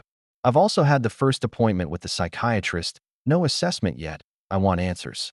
There were a few days where I made enough efforts and we had sweet and joyful moments together again, but I still anger my husband often. I think he's losing patience and I feel terrible every day and I wanted to stop. I think about leaving all the time instead working it through. I had an episode where I passed out and he took care of me. He was sweet. I know he informed our parents and friends and they contacted me to say they were there for us. We had a lot of heartfelt discussions about what happened. He hugged me and kissed me and said he loved me and broke at tears because I scared him. And he needed to be reassured, so we agreed on checking on each other regularly throughout the day until we find a more permanent solution. But now I have panic attacks and I am scared to tell him. Relevant comments. Commenter 1. OP, please look into the cycle of abuse linked below. It sounds like you're in the honeymoon phase and quickly swinging back into the tension-building phase. This is not a healthy relationship, and your safety needs to be your top priority. Your husband not wanting you to talk about him to your therapist is a major red flag. And your therapist keeps bringing him up because she recognizes he is a large source of your stress. Update 3. I left. I can't talk yet. I am exhausted but safe. Update 4. So he found out about the panic attacks. He had the worst anger outburst he ever had. He lost control, and I thought I wouldn't. I heard him during I had more panic attacks. He was horrified and later said it was clear I was too unstable and that we would look into committing me. It felt wrong, but I kept deteriorating, and at some point I remember vividly thinking about all the things my therapist and the psychiatrist and people on Reddit said. And I recall getting physically sick and throwing up and I panicked and got help. I can't say what and how, but it was insanely hard and stressful. I changed my mind and wanted to give up multiple times, but I pushed. It took me all I had left, and I had to follow instructions like a child, but did it. I didn't tell anyone. I have frequent nightmares and I switch between intense emotions, panic attacks, and in feeling disconnected from everything. But still I felt like I was allowed for the first time in years. I am and exhausted from all those changes. The people who help me are sweet and helpful, but I don't know if I can totally trust them. I feel alone and scared and I miss home. There are days I want to go back. But they don't judge me and they're never mad at me and never scream at me. It's weird, but I still feel horrible for putting my husband through this. I am sorry for what I did. I miss him and I regret not breaking up with him like a normal person. But I also feel bad for ghosting my close ones and not updating them. I hope they can all forgive me someday. And I am sorry for not listening sooner. Relevant comments. Commenter 1. I sincerely hope you're somewhere safe away from him. Nothing in your story the way you described it sounded like more than burnout and depression. Until your husband exacerbated your mental health, full gaslight movie style. Please stay safe and trust your gut. Stories number 12. I'm having a hard time coping with my wife having cheated on me with our neighbor. TLDR, I caught my wife cheating on me over a year ago. I stayed with her for the sake of our children, but I haven't been able to get it off of my mind since. It has been 476 days since I confronted her about it. How do I know? Because every time I catch myself thinking about it, I tell myself, it's only been X days, maybe you won't think about it tomorrow. So to go back to the beginning, I had just taken on a new project and new responsibilities at work. I was working a lot of hours 60 plus per week and was noticeably stressed. It was in May of 2015 that I noticed that she had added a password to her phone. When confronted about it, she told me it was because she was planning my Father's Day present and didn't want me to ruin the surprise. About a week later, she came to me and told me that she felt guilty keeping a big secret from me and told me that she was having our neighbor, a contractor, build a home office for me as my present. It struck me as odd as in our 6 years together, she has never said she felt guilty about anything and always insists that she never regrets anything in her life. Time goes on. Her phone is still password protected, and things don't feel right. I see her using her phone and smiling to herself more and more often. But when I ask her what she is doing, she says nothing and puts her phone away. So one morning I wait for her to get in the shower and I grab her phone before it requires the password. I go through her messages and find that she is texting the neighbor. I am all covered in frosting. You want to lick it off? There were no other messages to the neighbor, but I found out later that was because she had set up her phone to delete messages after a certain amount of time. I felt uncomfortable with it, but I knew she had a perverted sense of humor and I thought she would never do anything to hurt me. More time goes by and the neighbor is spending more and more time at our house, but the office is being completed slower and slower. I can't help but worry that something isn't right, so I start checking her location using Google Timeline. It was at this point that I realized that there are large gaps in her GPS history because she was turning off her phone's GPS. Fast forward to July, and at this point the paranoia is driving me nuts, so I tell her that I need to install new antivirus on her phone. While she has it unlocked for me, I install anti-theft software so I can remotely turn the GPS back on and set up AT&T message backup and restore so I can read all of her text messages from that point on my computer. The next day, my mother asks to spend time with my 2 kids, so my wife drops them off with her and has the day to herself. I watch my wife's activity from work as she spends the day trying to meet up with the neighbor but is unsuccessful because he is busy with another job site. That night, we get the kids back from my mom's house, and we go out to dinner with the neighbor, his girlfriend, and his son. My wife and his girlfriend are having a good time drinking, laughing, and just joking around. His girlfriend mentions that she would like to see Magic Mike XXL. I say it's a good idea, I'll watch the kids so my wife and her can go. So my wife and her go, and the neighbor and I go back to my house so the kids can play video games together. The kids are back in my son's room playing games, and the neighbor is sitting across from me on the other couch. It is at this point that my wife starts texting him. She is describing sex acts she would like to perform with him, and he is reciprocating. She tells him to check his Snapchat, and at the same time I get a Snapchat from her too, and it is her fingering herself in a bathroom stall. They keep talking, trying to figure out when they can meet up and have sex. They decide on Monday morning after I go to work. So in my head, I had already planned to pretend to leave and circle back to catch them. But then they tell each other that they love each other, and it is all I can do to not leap off the couch and knock him out. But I contain myself and continue reading the conversation unfolding in front of me. Then he tells her, "You're my girl now." To which she replies, "Always have been," ending with him writing, "And always will be." My wife and the neighbor's girlfriend return from the movie, and I ask them, politely, to sit down. I then ask the kids to stay in my son's room and shut the door. I return to the living room and confront my wife and the neighbor. I say, "So you two love each other, huh?" My wife goes into full-blown denial mode, and the neighbor's girlfriend starts smacking him. I ask my wife if she has been texting him. She says no, so I show her the text messages. She admits to it, but says it was the first time it had gone that far.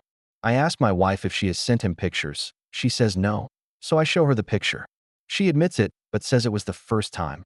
I ask her if she is having sex with him, and she says no. Because I didn't wait to catch them having sex together, I didn't have evidence to prove her wrong, so that one stayed unresolved. I tell her that I am leaving her. She tells me that she will make sure I never see my kids again if I do.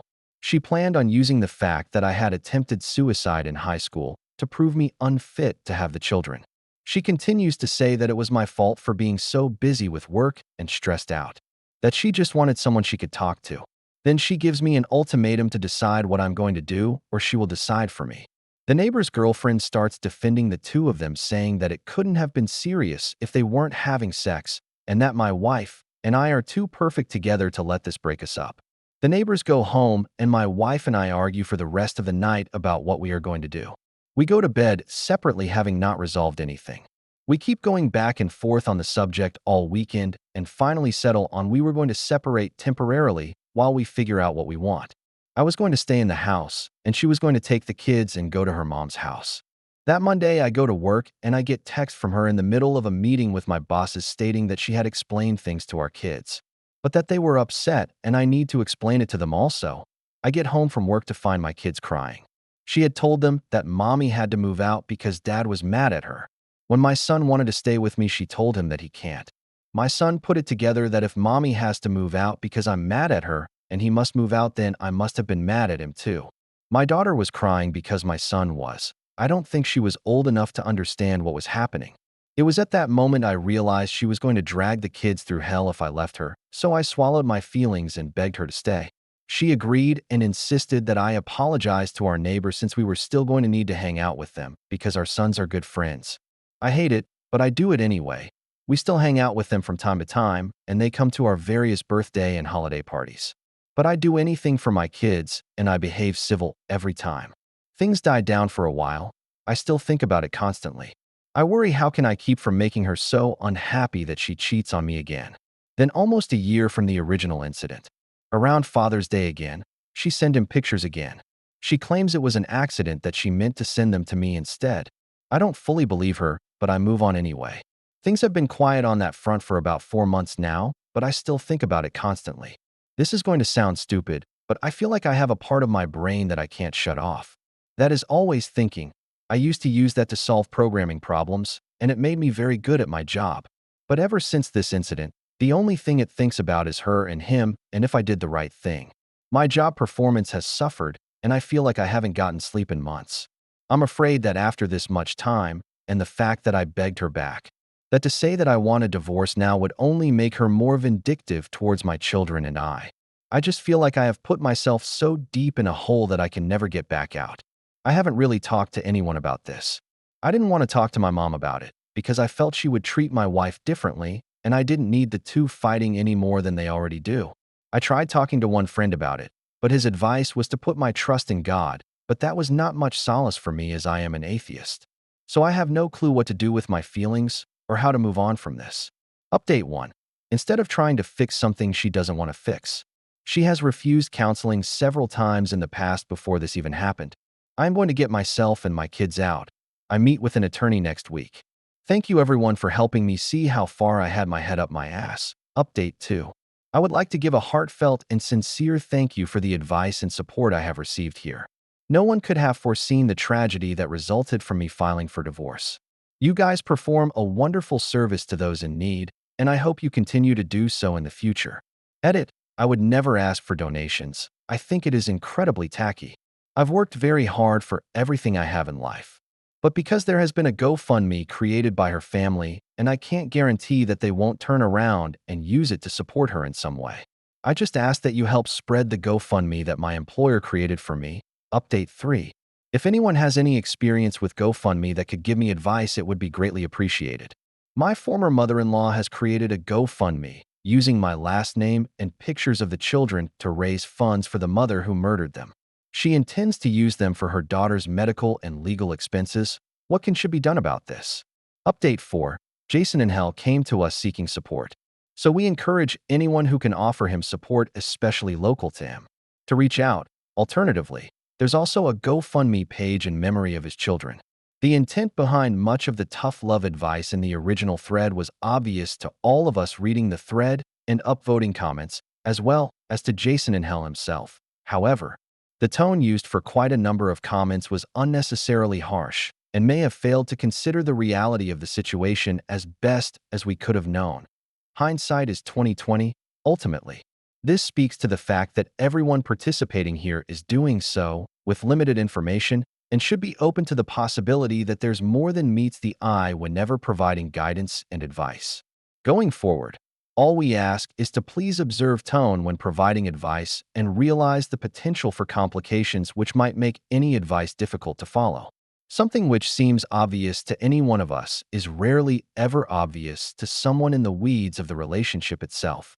That said, thank you for supporting Jason in Hell the way all of you did, especially in following up after his first update.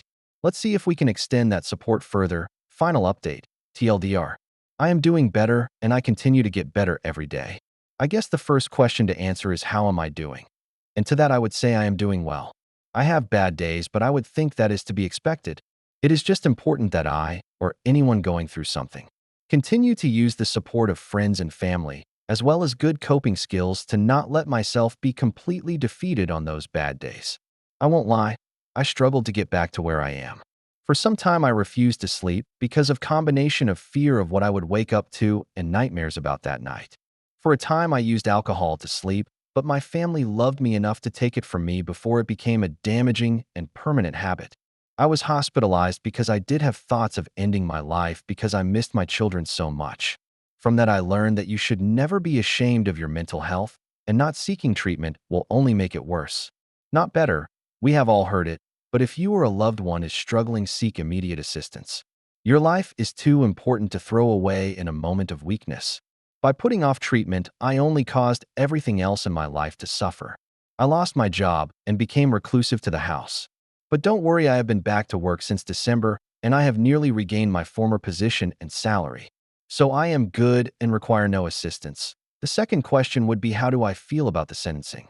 That is something that is harder to answer, because no matter what the sentence, nothing will bring back my beloved children. Do I think she should have gotten the death penalty which Indiana has? No, I do not. She wanted to die, and after 9 years of giving her what she wanted when she wanted it, I was not going to give her another thing. Do I think the life sentence will have any appreciable effect on her? I don't know. One thing she always stressed for the entire time that I knew her was that she lived her life without any regrets. Even after I caught her cheating on me, she continued to say she had no regrets. As for the ex-in-laws, they continue to be a problem to this day.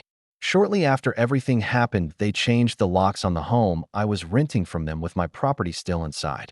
After trying to civilly negotiate the return of the property, it was required that I involve law enforcement. That is an ongoing legal battle.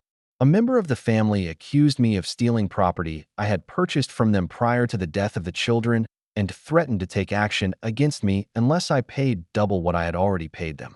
I alerted the authorities, and as far as I know, that is resolved. They continue to make visiting my children's grave difficult. During the 1-year anniversary, they sat in their truck and just watched me the whole time I was visiting the grave. Because of that, I don't visit the grave as often as I would like to. If I can impart on you something I have learned through all of this, it is that you should always take the time to be with the ones you love. It doesn't matter if they are asking you to read The Pokey Little Puppy for the millionth time or asking you to play Smash Brothers, even though you both know they will wipe the floor with you every time. Just do it because you never know what time will be the last time. Always make sure they know how much you love them. I had the fortune that the last thing my children ever heard me say was, "I love you. Good night. I will see you in the morning." Stories number 13. Aita for refusing to share my inheritance with the siblings who are now threatening to sue me for undue influence. Sorry for the long post, I'm just too angry to think straight. My father passed away a few months ago. In his will, he left his entire estate to me, explicitly disinheriting my brother Mark, 40M, and sister Jenna, 38F. The thing is, 10 years ago, my father gave them $150,000 each as an advance on their inheritance to start businesses because they begged and begged. He had a lot of money back then, so it wasn't much to him. Both of them blew it within 2 years' vacations, cars, etc., and had the nerve to ask him for more. When he refused, they got cruel. They stopped visiting, wouldn't let him see his grandkids, and badmouthed him to the entire family, claiming he was a miser who was hoarding their money. I was the one who was there for him. I took him to doctor's appointments, helped him with his finances without ever touching a dime for myself because unlike my siblings, I have a great job that I worked hard for and was with him in hospice when he died. It was just me and him at the end. His will is ironclad, written by his longtime lawyer, and includes a clause stating they receive their share during my lifetime. Mark and Jenna are furious. They've been blowing up my phone, saying I poisoned him against them. They're bad-mouthing me to the family, and I'm getting phone calls from relatives that I should help them. Now, they've hired a lawyer, and today I was served papers. They are threatening to contest the will, claiming I took advantage of our father in his old age and used undue influence to get him to cut them out. They offered to drop the lawsuit if I just give them $100,000 each. I told them to get lost and that I would never give them a single cent of our father's money after how they treated him. I am so angry I can barely speak. Aita for telling them I'd see them in court and refusing to give them anything. I'm honestly worried that fighting this in court will take more in legal fees than just paying them, but I'm so angry that I need an outside opinion because I've lost perspective. Comments. Commenter 1. NTA. Like the will states your siblings received their inheritance while your father was alive. You know you have nothing to feel guilty about. Even if you gave them dollar, they would blow through it and ask again for handouts as it's not fair you still have money and they don't. Block them and carry on with your life, knowing you were there for your dad. Commenter 2. Don't block, mute, and ignore. People like the brother and sister love to keep digging when they find themselves in a hole. Always nice when they provide all the evidence too. Commenter 3. You are very wise. Let them show their hands. Commenter 4. Never interrupt your opponent when they are making a mistake. Commenter 5. NTA. Don't give them a cent. They are bluffing. They can try to sue, but they would need some proofs in order for the trial to take place, as they don't have anything. The trial probably won't even happen. Reply. I thought the same thing until I got served papers, and it all became real. I'm going to call a lawyer once I stop fuming. I just hate the idea of losing any money at all over this. The worst is I feel like I'm the only one in this family who's grieving, and I'm just so drained over all this. It's been a very long few months. Also, I really like my nieces and nephews. The idea of not seeing them again is awful. Commenter 7. Contact the lawyer who helped your father with his will. Reply. Thank you. Why didn't I think of this? It's been such a long few months. I have an appointment with an attorney tomorrow, but I'll call him now. Commenter 8. Definitely call your dad's old lawyer.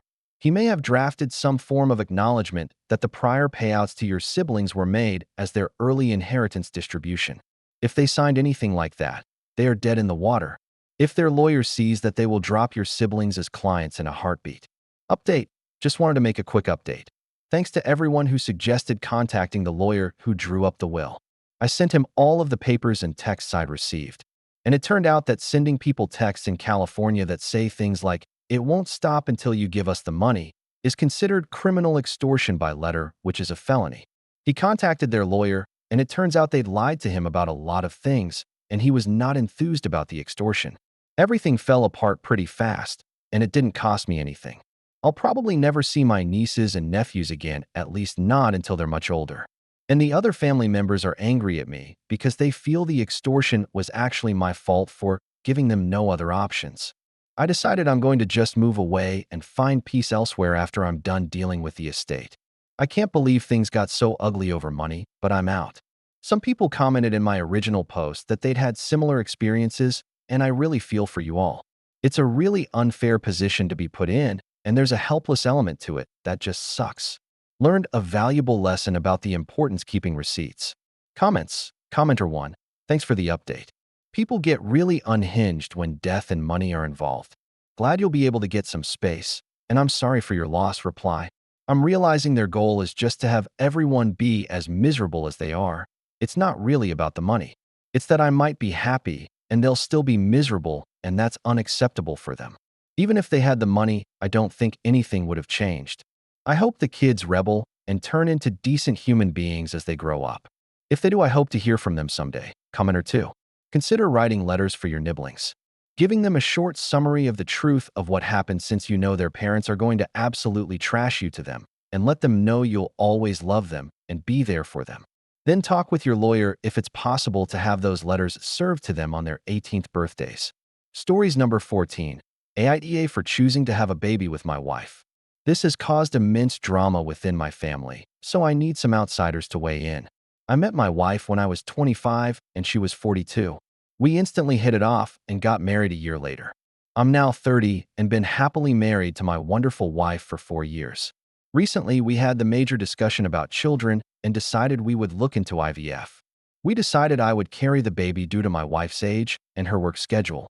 I was chatting to my mom a couple days ago and mentioned to her that she might be getting a grandchild sometime next year. I mentioned it because she went through IVF to have me and my twin brother, so I figured she could be a helping hand when it comes to this stuff. Immediately, she had this strange look on her face and told me to really think this though, and that she didn't want me to regret it.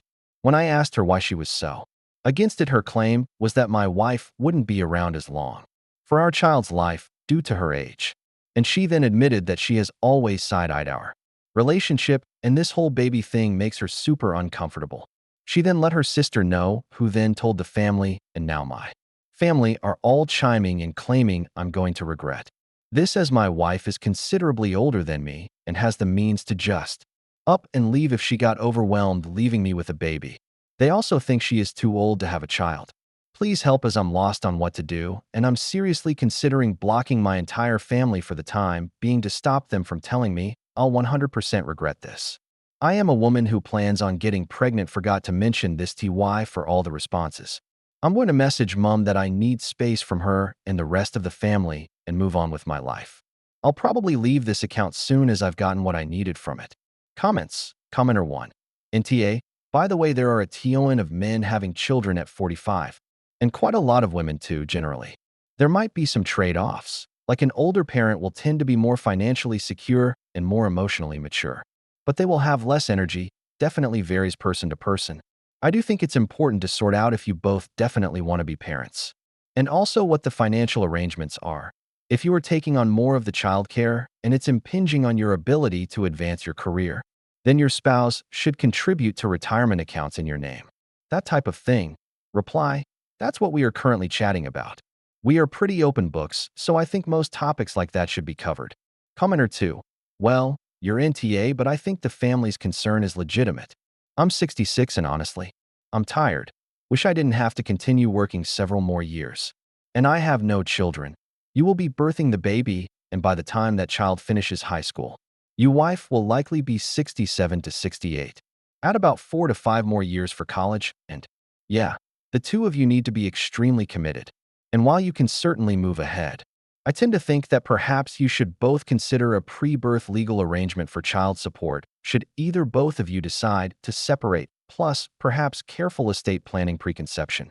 This whole situation, honestly, is not about you OP or your wife. It is about ensuring the child or children, because what if you have twins? Will be cared for. Anything can happen to anyone. My sister was left on her own with 2 young children when her DH died at 38. In your situation, though, the age of your wife now means the risk for serious illness or death is higher than usual, and it is something that just needs to be considered seriously with long-term plans in place. ETA.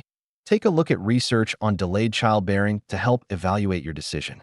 Some factors won't be relevant because you will be doing IVF and you are younger. Some factors, though, like the impact on mental health for children who lose parents at a young age, including as young adults, are things to consider. Commenter 3. NTA. This is strictly between you and your wife if you decide to have a kid. However, I was a kid who was raised with 2 older parents. Granted, only one of you is in your 40s. So this situation is already vastly different. However, keep in mind how this will affect the little one. As a kid, neither of my parents ran around and played with me. They didn't take me to parks or anywhere, really. They weren't able to keep up with me when it came to learning to ride my bike. The neighbor's kids stepped up and helped me. There was so much that I wasn't able to experience. And to this day, I love my parents greatly. Both passed away, but I resent the fact that they had me so late and were barely able to do anything with me. Your wife will be in her 50s by the time the child is 10. That's not something small. I'm by no means saying that older parents are horrible. They aren't. But you should be sure both of you will be able to do your best to be active and present for the little one. Edit. Seems some of you missed the last line. You should be sure both of you will be able to do your best to be active and present for the little one. Obviously, not all parents are the same. My grandfather was chopping down trees until he was 80. Everyone is different, but some people know they're not healthy and not going to be able to do what others can. That is the important part. Commenter 4. An age, but you need to recognize that your whole family considers the age gap between you disturbing and has probably always seen it as akin to a grooming situation. They have probably been hoping you will eventually come to your senses and leave a woman they deem unsuitable for you at best, an abuser at worst. And now they're disappointed because a baby will tie you to her forever. Give your family some grace and space to come to terms with the fact that this marriage and relationship is for the long haul. Commenter 5. Nah, yes, it's one of those situations where the concerns are reasonable. It's just how you express them that can make you an AH. I don't blame your family for initially being concerned about the age gap. Your wife is old enough to be your own parent. Plus, everything moved very quickly, and you married after only knowing each other a year. But it's been 4 years of marriage, and unless that time has been filled with wild swings of ups and downs, your family should have accepted your wife by now. It is worth having a chat with your own private therapist to work through some of these things. Is this an issue of your family being completely unreasonable? Or is this a much older partner finding a younger person and isolating them from their family? If you cut off your family and your wife does turn out to be isolating you and you have a baby with her, you're going to be in a dangerous spot. Hopefully you have friends outside of your family who are objective and will tell you their read on the situation. And hopefully these people are your friends and not friends you acquired from being with your wife. People who knew you first and are 100% team you. If you lost all your friends when you got together with your wife, that's another isolation concern. You should probably put a pin in IVF for now regardless of what your family think, because there are a lot of things you need to consider for your own best interest. Stories number 15. My 28M wife 26F spent the last 2 months opening credit cards and maxing them on online slots 60K. How to move forward. My wife is 21 weeks pregnant and came to me Thursday night saying she was going to have a panic attack. And that is when she told me she maxed her cards on online slots. Looking at her report, it appears September, October was 20K and she had nothing else to spend. So she opened more cards that haven't hit her report and maxed them to the total tune of $60,000. When she first told me she lied and originally claimed 30K and later came clean, it was actually 60K. She told me she can feel the resentment and can't take it. So she has packed some things and moved in with her grandma. I never yelled at her, but I did tell her I was disgusted and disappointed and that I can't believe she did this to her 2 dogs and soon-to-be-born son. I told her she needs to go see her doctor and a therapist, and that's about it so far. I don't even understand the chemical imbalance in one's brain to even consider doing something of this nature. I do love and miss her, but I just don't know what to even think. Comments. Commenter 1. Not all addictions are drug-related, but can be just as damaging. Commenter 2. Does get grandma know? This is not something she will be able to just stop doing, and if her can get into no lire debt herself, she may well take out debt in other people's names. Commenter 3. If what you have said is accurate, $60,000, you need to see a lawyer because you're married, half of that debt is yours. It's gone beyond the point of just trying to figure out your marriage. Now you're looking at bankruptcy. I'm being very clear with you, OP, because I've been in your situation. My ex-husband had an addiction and ran up costs, and it comes to a point where you have to protect yourself. Please go see a lawyer. Commenter 4. Oh no. She is addicted and needs help. Hopefully she understands this. If she does not, you may have to divorce her and pray the cards are not attached to you, so she can go bankrupt and it won't hurt your credit. You would have to contact a lawyer about that. If she will seek help, there could be chance for you, but she would have to work and pay off her debt. I hope this is what she does since you have a baby coming. Good luck. Commenter 5. Has she always had proclivities for shopping, gambling addictions? Or bouts of excitement, high energy, and poor decision-making? Because in addition to the whole, holy shit, you're now 60K in debt concern, I'd honestly also be concerned that this is a manic episode. Some of how you describe her behavior reminds me of people I know with bipolar or similar behavioral disorders. Pregnancy can absolute trigger or worsen existing or new onset psychiatric issues, including depression and bipolar disorder. She's also around the average age of onset for certain psych conditions, including bipolar. So I'd add, get her to a psych, to the calls of get thee to a debt lawyer, in order to understand what happened here. Stories number 16. This guy spoke rudely to me on the phone while I tried picking him up for Uber, so I taught him a lesson. Back in 2018 or 2019, I was an Uber driver, one night, sometime in early winter. I had to pick up this group of 3 to 4 guys in downtown Detroit, who were maybe in their 40s. They were only about 5 minutes away from me. And honestly, it wasn't even that cold outside. Or at least I didn't think so, but anyway. I got to where the GPS said they were, but as often happened, they weren't at the exact pickup spot, so I gave them a call, or maybe they called me, and I had a very brief chat with the guy who called the Uber, asking, "Where are you? We are here. What about you?" etc. The guy was totally calm and polite. But then, all of a sudden, one of his friends wanted to talk to me and got his phone from him. He had kind of a British Indian accent and asked me where I was. I tried reasoning with him, but the guy kept talking back to me very condescendingly, saying things like, "Listen, we are freezing out here. There is no reason for you to be taking so long. Look, we are standing in the middle of the sidewalk. It is so cold outside. I don't understand why you're making us wait like this." I truly did not care for his tone or the way he spoke to me. It's like he was trying to mimic politeness at first, but his disrespect escalated quickly. He barely even gave me a chance to respond. Hell, they were hardly waiting a few minutes at that point, and he was already running his mouth. The dude just couldn't hide his bad attitude or inability to listen. So at some point I thought, you know what? You're just gonna have to wait in the cold even longer, motherfucker. I hung up on him, canceled the ride, and drove away. On to the next passenger. I hope you had fun freezing your ass off. Prick. Comments. Commenter 1. Yeah, as a cab driver, I've done the same kind of thing. I'm right in front of the building. No, you're not. I'm double parked. With my flashers on, 1231 Capitol Avenue, right? Yep, that's where I'm at. Well, turn your GPS on. You don't know where you're supposed to be. Or other rude shit. Click on to the next customer. Commenter 2. Reminds me. I once knew an Air Force information officer, Captain Risk. I joked with him that he would be a major risk someday. He got serious and said he believed his name was why he hadn't been promoted. He left the service still a captain. Off topic, but true story. Commenter 3. I had the same scenario happen to me with 3 Ubers. We couldn't be more central if we tried. We were standing at the cab rank at a train station in Melbourne, Victoria. We even moved to under the clocks at the station, which covered the whole intersection, and they still said, "We can't see you." It was cold 11:00 at night. An independent cabbie came up as he was watching the whole scenario. He was $10.00 extra. He asked us what the hell they can't find Flinders Station. We got his number now and use him all the time. $10 extra or not. Commenter 4.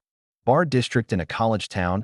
Uber pulls up, and drunk girl in our group goes right up to the passenger door and demands that the Uber takes us through Whataburger. Guy who ordered the Uber tries to intervene, but too late. Uber driver cancels, and within seconds it seemed. Another group is walking towards it. Uber driver tells drunk girl that she's entitled and a bitch and confirms the other group. Drunk girl freaks out. Police on bicycles nearby come over and arrest her for public intoxication. Uber driver then tells the 3 of us that if she wasn't such a crazy bitch, he would have totally taken us to Whataburger. The guy with us that was talking to her had to bail her out and front like 1,000. She still never slept with him. And I had to order my own Uber from my account, which took like another 20 minutes. Stories number 17. Aita for telling my mom she owes me $20,000 and that I don't owe her money for school. I F20 and my mother F56 have always had a pretty bipolar relationship. I grew up in a very loving household that different from what most people may consider to be standard. My dad M66 is a paraplegic and was a stay-at-home dad growing up, making my mom the main source of income. His paralysis also means that it took a lot of effort for my mom to have my twin sister and I. Since I can remember, all the paychecks I have made have went to her to help pay for expenses. Birthday money, graduation gifts, and work paychecks have all went directly to her. She claims it's to pay off the expenses that I cause her, like food, housing, gas money, elaborate vacations, clothes, and so on. Recently, I have been in college at a private university that costs quite a bit of money. My grandfather, my mom's dad, was a very wealthy person, and when he died, he left my mom a very large sum of money in order to cover our college expenses, which is stated in his will. Since being in school, I have also worked 2 part-time jobs in order to pay for my own food and gas and other things. Recently, though, my mom has been demanding I pay for my college as well, about $20,000 a semester, because she didn't know that having kids meant spending this much money. I totaled up how much I've given her, and just on my paychecks over the past 3 years alone, the total comes out to $30,000. I subtracted about $10,000 because I know some of it I have spent on myself. My mom responded to me pointing this out by saying that I still should take on my own responsibilities and that she won't be paying me back. I'm applying to graduate school this year and planning on moving away. So I was hoping to have enough money saved up to support myself, but without her paying me back, I won't be able to. She said if she pays me back, then that's the end of our relationship. She'll hand me a check and then cut contact completely.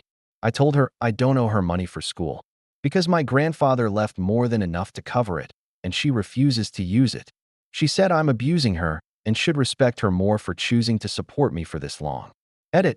Just to clarify, my mom and I do have good moments together. The only thing that strains our relationship is this particular issue and the fact I have a higher level education than her. Part of the reason I've been hesitant to cut contact is because I felt it was something trivial and didn't want to seem like an ungrateful brat. Comments. Commenter 1. NTA. She has a legal obligation to cover your needs until you are an adult. You weren't building up debt with her. She was fulfilling her legal obligation. I'm not sure it's worth maintaining a relationship with someone who can't see you as family. Just as an expense. Commenter 2. Get a lawyer and make sure you're getting everything Grandpa left you. She doesn't get to decide if she is going to give you money that is legally yours. Who is the executor of Grandpa's will? That is the person you need to talk to. The executor is supposed to ensure the conditions of the will are carried out and to take appropriate action if your mother stole it. Commenter 3. NTA. You aren't abusing her. She abused you. Parents are legally obligated to provide for their minor children. You don't owe her anything for your upbringing. Commenter 4. Take the money and cut her off. She's using you. Make sure she doesn't open credit accounts under your social security number. If you're in the U.S., this kind of mother is not worth having a relationship with. You're better off taking whatever money you can and starting a new life. Commenter 5. NTA. Time to lawyer up. Buttercup. Where's your inheritance? Sounds like she's either spent it all or wants it all to herself. Reply. I don't want to share the exact dollar amount, but it's enough. I think it's partly her wanting it for herself, and partly her not wanting to accept the fact her dad has passed. Stories number 18. Aita for considering breaking up with my girlfriend for what her grandparents said. I know this sounds weird, but hear me out. I am posting this on an alt account so nobody I know can find it. I 22M and my girlfriend 22F have been together for almost 2 years now. We met during Freshers Week at university and found out we were studying the same course. Our relationship has been running smoothly, and we rarely argue. The one problem that we have is to do with her boy best friend, who we'll call Alex. 23M. Alex has been around for longer than I have. He has known my girlfriend for around 4 years now, and they attended high school together. I initially had no problem with Alex until he started making fun of my appearance and accent. For context, I am not a bad-looking guy. I am 5 feet 10 inches and have a decent build. I have been working out for just over half a year now, and I have good facial features. Alex has pointed out small things like the shape of my eyebrows. The way my hair gets messy, I have longer hair that can regularly get tangled up, and my accent, I am Slavic. And English is not my first language, for the most part. My girlfriend has defended me and called Alex out on his BS. But sometimes, she will laugh at the things he says, particularly when he makes fun of my accent. This bothers me a lot, as I struggled with my English for a few months before passing my IELTS and struggled to fit in when I moved here. I have brought this up to her and she apologizes but continues to do so. Now, onto the issue. My girlfriend and I recently went to visit her grandparents for the weekend. They are a pretty big part in my girlfriend's life. She was raised by them as well as her parents. And this was my first time meeting them. Her grandmother opened the door and greeted me with a hug and proceeded to say, "Alex, we've heard all about you." I instantly assumed it was a mistake. Her grandmother is old, so maybe it was a memory thing? And I corrected her and told her my name. She frowned and shook her head, sure that it couldn't be correct. The dinner was a bit awkward, as both her grandparents kept referring to me as Alex. My girlfriend kept on correcting them, and they looked confused. After the dinner, I politely asked my girlfriend why they continued to mix me up with Alex. She blew up on me, telling me they're old and struggle with memory loss. I apologized, explaining I didn't mean to insult anybody. I just wanted to know why they continued to refer to me as Alex even after correction. We left it at that and spent the night watching movies that her grandparents enjoyed.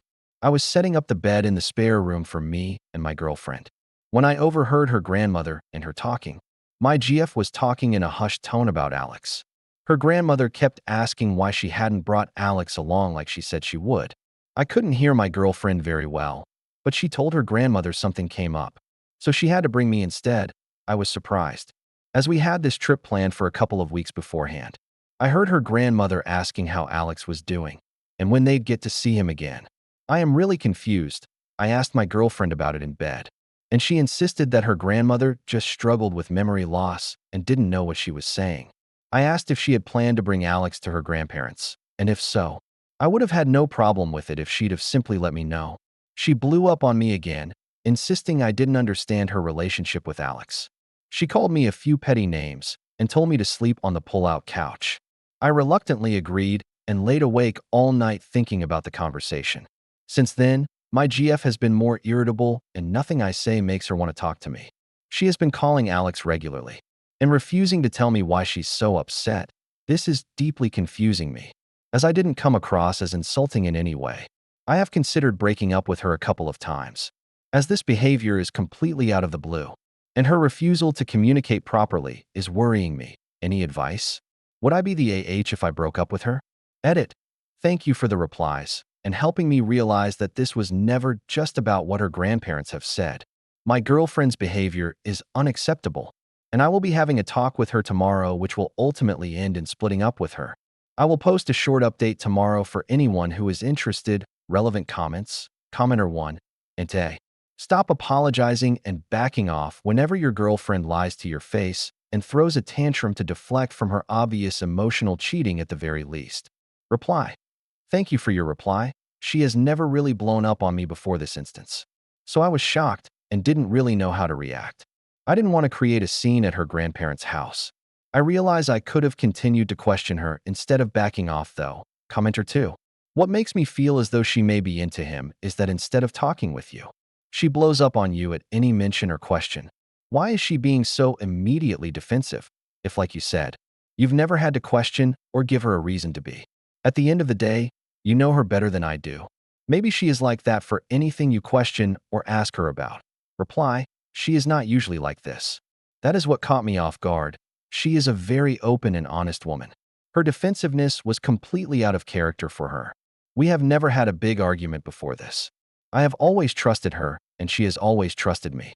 My reasons for being uncomfortable with Alex were because he insulted me frequently, not because I worried my girlfriend may be into him. What happened is making me question her honesty, though. OOP's girlfriend is probably not interested into his culture, and her grandparents don't know much about. Reply. I agree. My girlfriend has never really shown much of an interest in my home culture.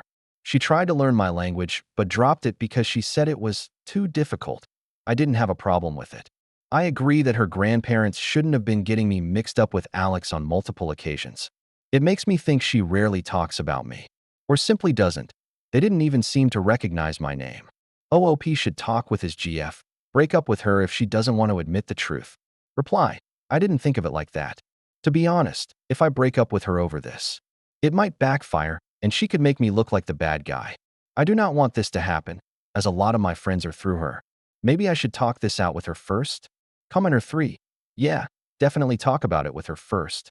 But do approach that conversation confident with what you know based on info you've heard or observed firsthand, so she can't gaslight you anymore. And honestly, even if, and that's a big if, considering that she has manipulated and deflected, often she admits she is in the wrong. You already have a long history of evidence in exactly how much her word is worth from all those times she's continued laughing when Alex belittles you despite promising to stop. That in itself is breakup worthy. By the way, reply. Thank you. I guess I sort of brushed it off for a while, as most of the time, my GF defended me, but the little things are starting to add up.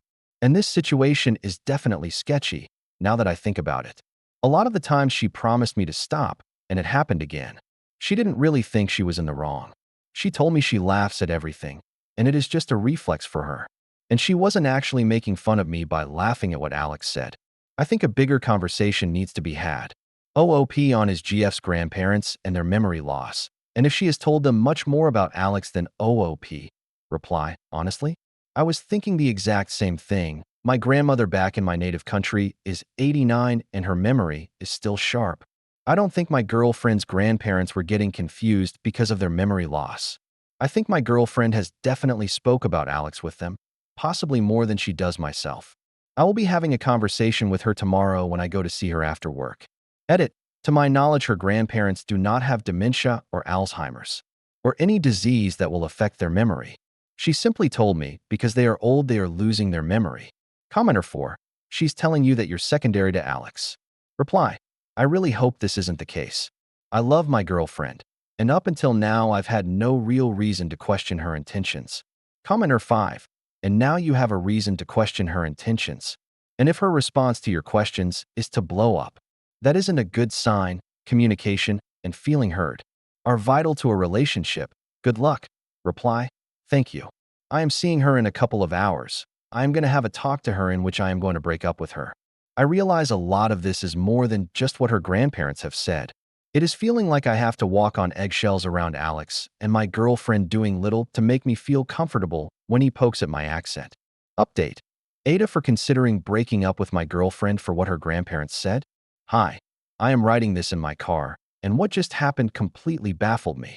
For context, about a day ago I wrote a post explaining that I had went to meet my girlfriend's grandparents, and they kept on calling me Alex, her boy best friend's name. Upon asking my girlfriend about it, she got defensive and has refused to speak to me since. My girlfriend got off of work early and messaged me asking to come pick her up. This is the first time she has messaged me first in days. I agreed and drove to go pick her up. I waited in the customer section. She works in a bakery, and I noticed some of her co-workers giving me dirty looks. I brushed it off. When she got out, she was quiet. She got in my car with a huff and then asked if I could drive her to Alex's place, as him and some other friends were having a small gathering there. I admit this annoyed me. I told her flat out we needed to talk and asked her if she wanted to go to my place to do so. She told me anything I had to say. I could say it now, so that's what I did. I told her that her behavior over the past few days had been unacceptable. Her refusal to talk to me. How she blew up at me for just asking simple questions. This is where the conversation got weird. She told me that her grandparents had been waiting to meet Alex, and that's why they got confused, much different to her loss of memory excuse in my earlier post. I asked her why she didn't just tell me that. She told me I wouldn't understand because I don't understand her relationship with Alex. I told her that yes, I do not understand her relationship with Alex, how she lets him insult me, and how she carries on defending him. She told me that people over here make fun of each other, and I wouldn't understand because my culture is different. What? I told her that regardless of my culture, I wouldn't tolerate the disrespect from her friend, and the lying has led me to believe she is no longer trustworthy. I told her I have given her zero reason to lie to me. She started crying and promising me that nothing was going on between her and Alex. I was stunned, as this isn't what I was implying at all. I asked her why she had said that, and she broke down and admitted that Alex had been pressuring her to leave me for months now, saying she deserved better than someone like me. At this point I was done. I don't need this kind of drama. I told her to get out of my car and that we are done. She was crying and she begged me not to leave her, promised she'd cut Alex out of her life, promised that their relationship was nothing but friendship. I said I didn't care, and I wanted no part in this anymore. Strangely, I didn't really feel sad ending the relationship. I actually feel pretty numb.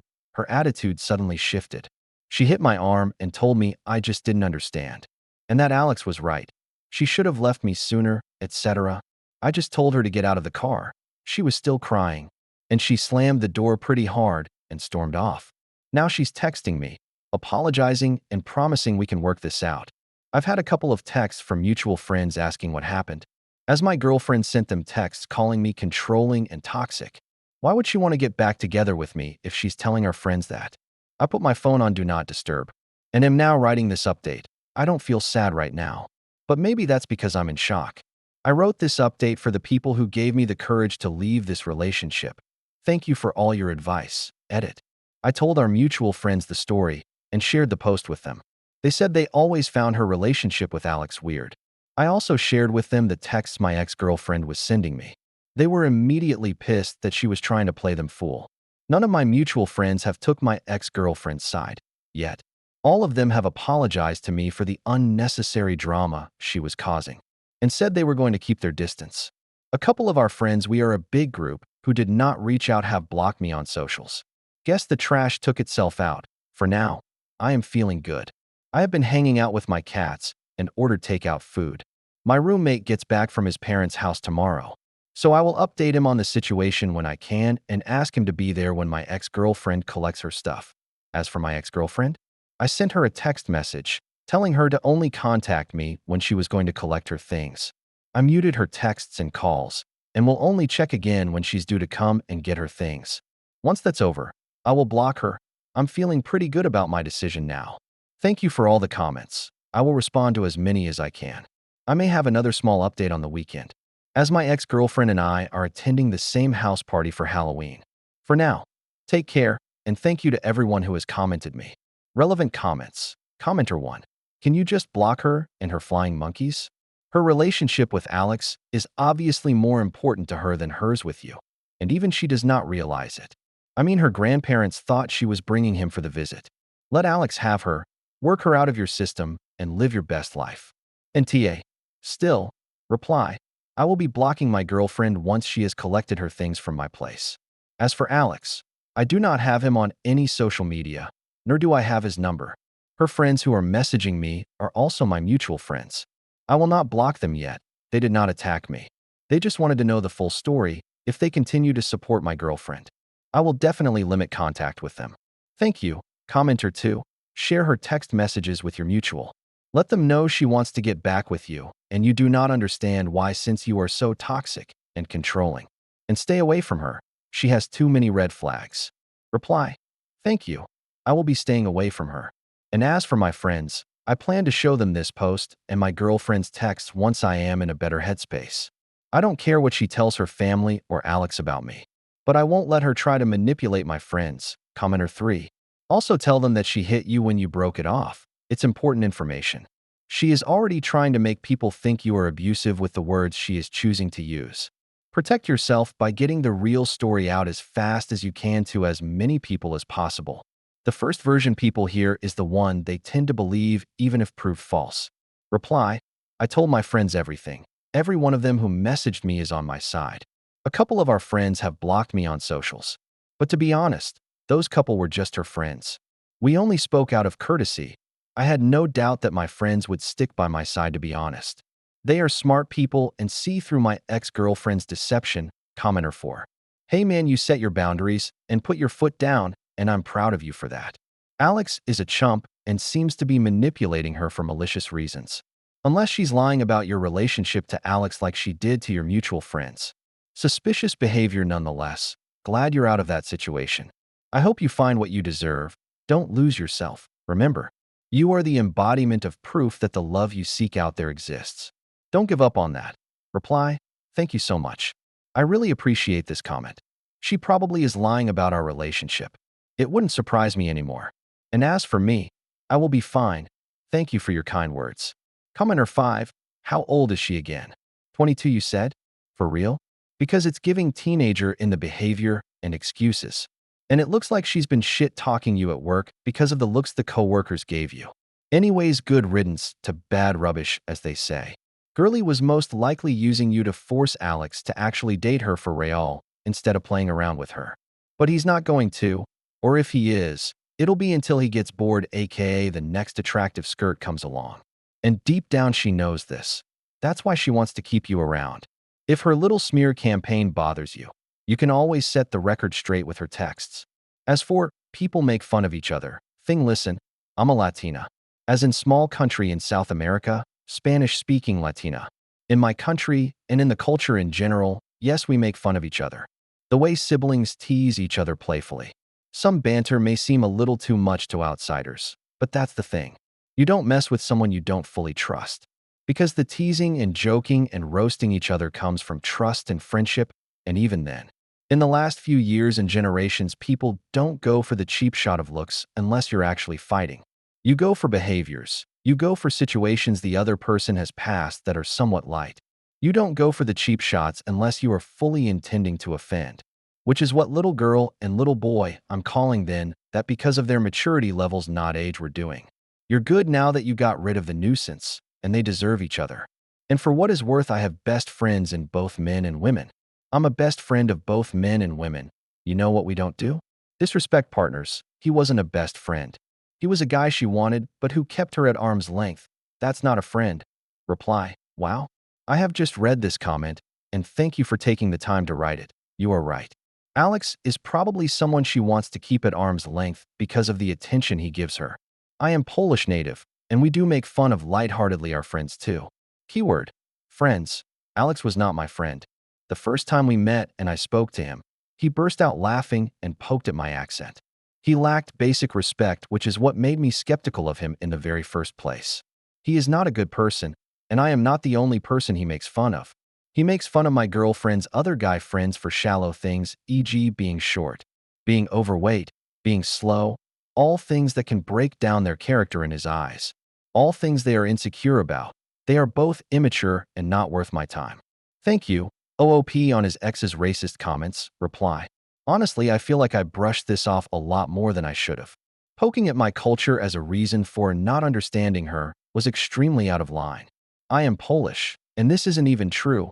A lot of my friends back home were girls, and I would never have even thought of crossing a line like my ex did, especially if they were in a relationship. Furthermore, her enabling of Alex when he made fun of my accent definitely hints at something deeper. She clearly had no respect for my culture, to be honest, not just because of Alex, but because of subtle things she'd do or mention. For example, she never showed any interest in learning about my culture. The most she did was attempt to learn my language for less than a month, and dropped it because it was too hard. Fine, I had no problem with that. She would poke jabs at the cultural dishes I would make her. Not even just, oh, I don't like that. Stuff like, wow, you grew up eating this. That's disgusting. Food over here is way better. There is more that I can't think of right now. But I'm glad I'm rid of that negativity. In the future, I may find someone who appreciates me and my culture. OOP on the culture when it comes to joking and disrespect. Reply: thank you. For context, my girlfriend is from the north of England. She says it is normal for everyone to joke around with each other. And it must be my culture. What BS? I am from Poland, and we also make fun of our buddies. But never to the extent Alex has. He is just a jerk. And my girlfriend enables it. Update: my ex and I attended the same party after our breakup. She cornered me and tried to kiss me. Pretty much what the title says. If you have been following my previous posts. Basically, my ex-GF has a boy best friend named Alex, whom she lied to me about and made fun of me with. I broke up with her after I found out he had been telling her to leave me for months. And when her grandparents called me by his name, it was revealed that she had intended to invite Alex to their house. Not me. Anyway, my ex came to collect her stuff this morning, and there was pretty much no problem. She packed and left with nothing to say. My roommate was present the whole time. Tonight, we attended the same party. I was super excited to go and have been all month. I dressed up as an Elden Ring character Mesmer. My friend dropped me off with them. And for the first hour or so, the party started at 6. Everything was going great. My ex and Alex showed up at around 8. My ex wore a Catwoman costume and Alex went as Batman. I wasn't bothered by her presence and continued to drink and enjoy my friend's company. At around 10, Alex approached me and asked if we could talk. I said no, but he insisted we talk. I continued to say no and told him to back off. He was almost begging me at this point, and I refused to engage in it. As I walked away, he told me my ex missed me and wanted to talk. I paid no attention to it and approached one of my friends to talk with her. My friend's boyfriend got us both drinks, and we chatted and swayed to the music a bit. My ex suddenly approached me. She looked tired and like she had been crying. She asked to talk. I shook my head and said I don't want to talk. My friend's boyfriend told her to back off, and so did my friend. She didn't leave my side, unfortunately. My friend started to feel sick, so her boyfriend took her to the bathroom. Being alone now, I tried to move away, but my ex grabbed my arm and begged me to hear her out. She was causing a bit of a scene, and I was getting embarrassed. I told her to say what she wanted to say, but nothing was going to change the fact we were done. She started ranting about how Alex was a manipulative POS. and how she had wanted to cut him off for months before the incident. I didn't buy it. She showed up in matching Halloween costumes with him FFS and just told her okay. She can do that, but it won't change my mind. She kept a hold of my arm despite me trying to shake her off and insisted we were still together. And I was just confused. I told her to leave me alone. I didn't like this at all, and she was crossing boundaries she knew I had set. I told her to go and talk with her friends, even get a drink. Just get away from me. She then proceeded to put her arms around my neck and kiss me. I pushed her off me, horrified, and she kept on grabbing my arms and crying, saying she'd do anything to keep me in her life. I walked away and admittedly felt a bit upset. I decided I was going to leave the party early, as I was trying to find the host to tell him thank you for the party. But I was going to head out now. My girlfriend found me again. This time she tried to touch me and promised I'd regret leaving her. Honestly, I'm embarrassed to admit this, but I froze up. I had no idea why she was doing this. Was she drunk? After like a minute, I pushed her off me a bit roughly and told her to stay the F away from me. She started crying and saying I was unstable. I pushed past her and left. I called a taxi and now I'm back at my place. I messaged the friend who took me to the party and told him why I'd left. He's fuming and said he'd have the host informed and kick my ex out so I could come back. But I honestly don't want to. My whole night is ruined. I might sound stupid, but I'm quite scared right now. I feel stupid for attending the party, too. Not really the update I was hoping to give. But that's how Halloween went for me. Stories number 19. Aita for ruining my cousin's life by existing, being pregnant, and allegedly stealing her baby name. So, I-18F have always had weird drama with my cousin Casey 23F. For some reason, she's always had this bizarre obsession with being in competition with me, while loving my older sister 24F like she's God's favorite. No idea why. I gave up trying to figure it out years ago. For context, she lived with us from middle school up to now because of family issues. And even then she treated me like a punching bag, called me a worthless POS, ugly, and tried to make me feel like nothing. And unfortunately, it worked for a while. I hid under baggy clothes, avoided people, and had zero confidence. Fast forward to junior high, I started finding myself, made some friends, got a little style, learned makeup from my sister, and got into my 90s baggy clothes, but cute era. Casey hated every second of it. Claimed I was copying her. She wore baggy hoodies and sweats with Crocs every day. It got worse when I got a boyfriend. He was 16, I was 15. And she deadass tried to steal him by telling him her body was better than mine and he would love seeing her up under her clothes. My mom had to intervene multiple times while my dad kept telling me to let it go. She's been through a lot. Spoiler alert. She's been through a lot, her entire life according to everyone. I graduated high school early at 16 with honors and college credits. She hated it and called me a dumb prick who wouldn't get far. She didn't even come to my graduation. Meanwhile, she dropped out of college twice. Projection? I think yes. What made it worse was I found out I was pregnant in November. And Casey immediately started telling family I didn't know who the father was, that it could be multiple men, and even told my dad the father was over 31. Mind you, I've been with my boyfriend for 2 years at this point, when no one believed her messy ass. She tried to take the attention off of me and got pregnant herself. She admitted to this, but sadly she miscarried in February. We were all there for her. I even wore baggy clothes so she wouldn't feel triggered seeing my bump. Still, every time I had a craving or talked about my pregnancy, she made it about her. Would literally cry at the dinner table because it should have been her. Dramatic, right? Then when I announced my baby's name, she went and got a custom blanket made with the same name, her due date, and the day she miscarried, claiming I stole it when the name was my mom's mother name who she has no relation to. She's my dad's niece. I kept the name also. Today's episode, we're planning my baby shower, talking about decorations and food. When she loudly scoffs from the living room, no one cares. We ignore her. We said the baby's name again, here she go. A name you stole from me. I rolled my eyes cause why re you still on this. I'm showing my mom a pic of a custom car seat cover I ordered. She storms in with her own baby stuff she bought before the miscarriage, mumbling hopefully I don't steal her ideas. Like, I have most of her things already, I don't want your ideas. Once again I ignored her and my mom told her she loved them. Once she sees me not caring she then went full-on explode mode. Accuses me of copying her, being jealous. needing to heal before I bring a baby into this world, and randomly brings up the hormonal hygiene struggles I've been having lately. That she overheard me talking about like WTF? We left to the backyard where my sister was, and this woman followed us out screaming, saying we treat her worse than her own parents did. Big lie. My parents have babied her for years while she treated me like dirt.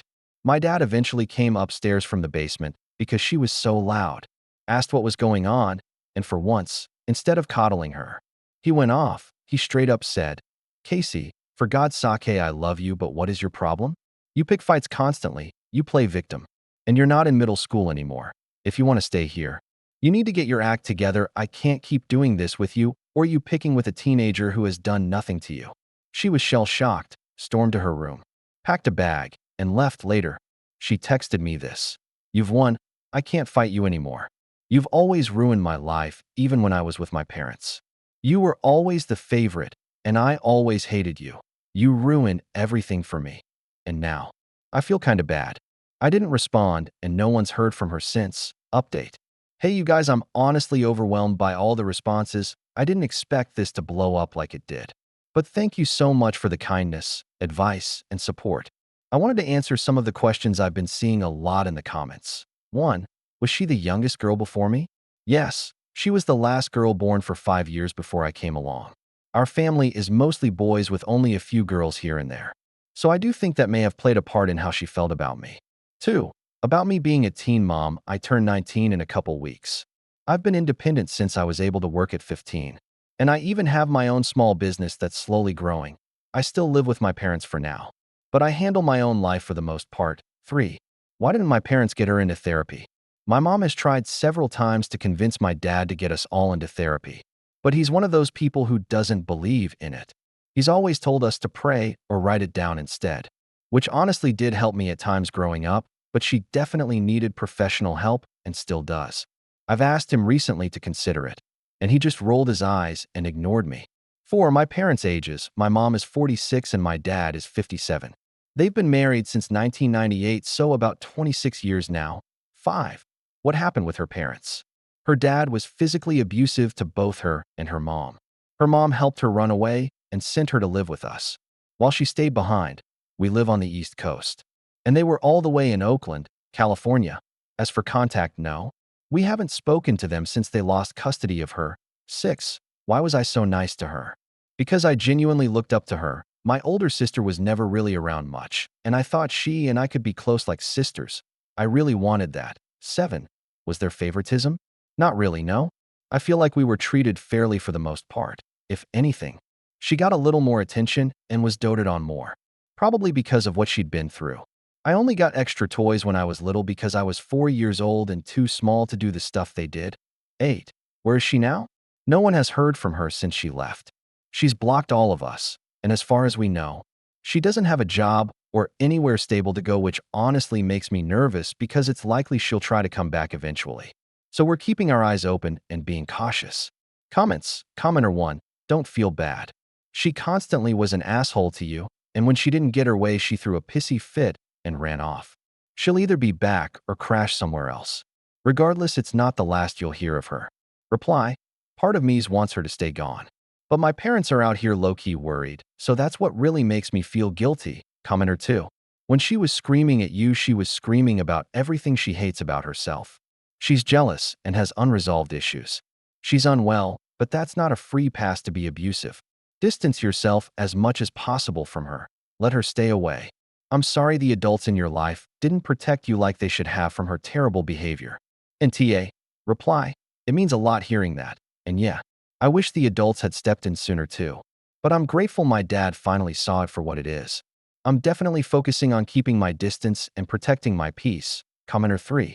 Why was your dad condoning your 20-year-old cousin flirting with a 16-year-old? Reply. At the time, I think my dad was just so focused on keeping the peace and not setting her off that he overlooked stuff he never should have ignored. And I ended up being the one stuck dealing with it. Now that I'm older and looking back, it honestly pisses me off. Like, protecting someone's feelings shouldn't come at the expense of someone else's safety or comfort, especially your own kids. And flirting with a literal teenager while she was 20 was gross and predatory. Period. No excuse. Commenter 4. If what you've said is true, you have nothing to feel bad for. She's done it to herself. She clearly has some serious issues that she needs to deal with, but she sounds like one of those people who will always be the victim. Everything will always be someone else's fault. Just stay away from her and don't rise to it. Reply, thank you so much and you're right. It's one of those things where deep down I know it's not my fault, but the guilt creeps in sometimes anyway. I've always been the people pleaser in the family, maybe that's why, but you nailed it, she's always played the victim. And nothing was ever her responsibility. I'm learning to finally let go of feeling responsible for someone else's chaos. Definitely keeping my distance. Update. Aita for ruining my cousin's life by existing, being pregnant, and allegedly stealing her baby name? For anyone new, quick recap. My cousin Casey bullied me most of my life, constantly compared us. And when I got pregnant, she accused me of stealing the baby name she had planned, which was actually my grandma's name. Things blew up. She stormed out, and no one heard from her until now. On to the update. Casey ended up coming back about 2 days later drunk and higher than ever. It was around 1 a.m. I was asleep. But apparently my parents were still up watching a movie when she came in. My dad, who's a recovering alcoholic and has been sober since I was 14, was furious and disappointed. They tried to sit her down to talk, but she just cried and said she was tired and wanted to lay down. So they let her go upstairs. A little while later, my parents stepped outside to the back patio for a smoke break. Yes, both of them smoke occasionally, and of course, while they were outside and out of earshot, Casey came to my room. I woke up to her trying to open my door. Thankfully, it was locked. She started whisper shouting for me to open it, calling me a POS, and saying we needed to talk. When I told her to go away and that we could talk in the morning, she started banging on my door, kicking it, and was saying that I would never be prettier than her and that I was the ugly black sheep in the family. This again? Get help. I told her to go to bed again, but she wasn't done. She threatened me, saying if she saw me tonight, it wouldn't be good for me. At that point, I started recording and sent a video to my dad. He came rushing back inside and went off. He told her she wasn't staying another night in his house, and she needed to start packing ASAP. That coming home drunk and bullying me again was unacceptable, and she needed to figure out where she was going in the morning. She broke down crying again, claiming we were all she had, and she just wanted to talk. My dad didn't budge this time. He told her the only person she needed to talk to was a therapist, and until she got professional help. She wasn't welcome here. She was shocked. Because like I've said before, my dad's always been old school and kind of coddled her, but not this time. My mom came inside mid-conversation, sat her down, and apparently had a heart-to-heart about how unacceptable it was for her to live in our home while treating me like garbage. I was watching the whole thing go down on the security cameras from my phone because yes, I'm that petty. But then my sister Monica starts texting me, taking Casey's side. It goes something like this: Monica, Amaya, for once will you stop making it so hard with her? She only wanted to talk. Me? It's 1 o'clock in the morning.